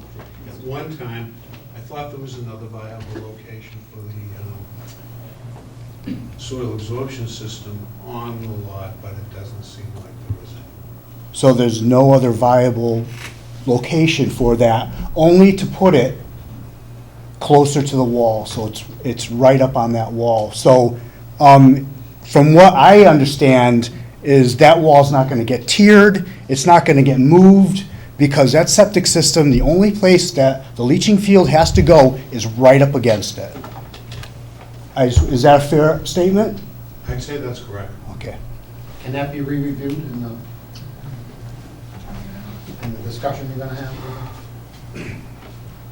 Because it's very clear there are other places for it. It would require massive changes to the design of the house, but like moving the driveway. I just want to say one more thing. In all the division plans, each one of us had to have an alternate septic system. We could put the Reserve field. Reserve field. So I am shocked that, well, it's not a big deal, but since we all had to have a reserve, we had to have some other place to put our reserve field, because we were like, oh, let's put a pool in someday. And it's like, oh, we can't put it there because that's where the reserve field is. So that lot has to have, unless everything has changed in all the state laws for septic systems since all the homes were put in. But we were supposed to have that spare reserve fields in case our septic system failed. So maybe someone could look at that to see if that's. Does it have one, or does It's it, is it included, required? it's included same The area. design has a reserve area equal in size to the active soil absorption system. And if anyone would like to review this plan, it's public information, you can come in and review it. But, Marty, on that particular plan, though, the reserve area is pretty much intertwined with the footprint. It is a trench system, and the reserve trenches are in between the active trenches. Right, so it's all in the same So, area. yeah. So it's just, you're gonna switch trenches. Right. Right. As opposed to having a reserve area, and how- I don't know, how big is this? At least an acre lot, right, or acre and a half, I don't know how big it is, but, you know, if you have a reserve, if you have an area which could be used as a reserve area, generally you like to see it someplace else, rather than intertwined with the active trenches. It's the same one, it's the same area. I wouldn't really agree with that. Okay. I think the reason why many people with, that currently reside in the subdivision had separate reserve areas that were not associated with the active areas is that back then, all they were designing were leaching fields. And a leaching field is generally a rectangular bed of stone with pipes in it, so you can't have the reserve area closely associated with it. It has to be separate. But there are advantages to having a reserve area more or less built in as part of the active. One more thing. Just on the original plans way back, I don't know if I was mistaken or where I got this 4-foot fence, but I just want to make sure when you speak in that meeting, that private meeting, can you ask, is there going to be a 4-foot fence? Is it not going to be a fence? If there is a fence, could it not be chain link? Could it be the, you know, the rod decorative, more decorative? I think on the original plan, it said Maybe- 4-foot maybe fence. If I could add to her question, or maybe waive the fence, based on what Mr. DeCola said. Well, I think it's a danger, though. Well, the plan says it is, though, and maybe that's part of the discussion, maybe we can go without the fence. I think Again, that's, it's not required, so. yeah, unless it's a walkway. But I thought on the original plan, it said 4-foot fence because I didn't drag that out of the air. It does. Attorney Yeah. Kiefer can I weigh in. think that the 4-foot fencing comes from the state building code, and I'm not certain how it applies to this retaining wall, but the usual understanding is that when you have a structure that's over 4 feet in height, you need to have a fence on top of it, basically so people don't fall over. Here, this structure, if you will, is physically separated from the building, so I would need to look at it, but I think that is the genesis of why you have that 4-foot. It's state building code, it's not a local bylaw or local regulation. It's Yeah, hold on. state, because this is private property, there's no walkway up there, there's plenty of these walls in town without fences. But I think I remember when I came way back, however many years ago, and I looked at the plans myself when I found out there was a house going to be built there. I just wanted to see where it was located, because everybody said it, you know. But anyways, when I looked at the plans, whoever I spoke to that time told me about the wall, and they said, and the only thing you can tell the builder is, he said, because there's going to be a 4-foot fence, so just please, maybe you can ask that it not be stockade, because the builder can put anything they want, but there has to be a 4-foot fence. So I think that was on the original plan. That's where I got it from. So if they could just figure that, what's happening with that fence. All right. Thank you for coming.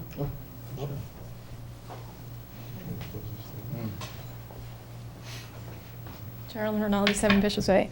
I've only been in the neighborhood for oncoming 4 years, and I just want to take a moment to thank all my neighbors on Kings Row, Castle. It's amazing.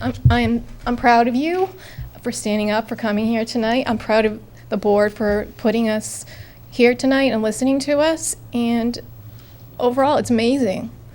And you're all here because you care. You all care because you live here. And once this is said and done, whatever time frame from now, we all are still going to live here. And I just want to say thank you. Okay, so, you know, with the direction we've given to the town administrator, we'll reconvene here on 2 weeks from tonight. Thank you. Thank you, everybody. Motion to adjourn? Motion to adjourn. Motion? Second. Second. All in favor? Aye. I haven't seen you.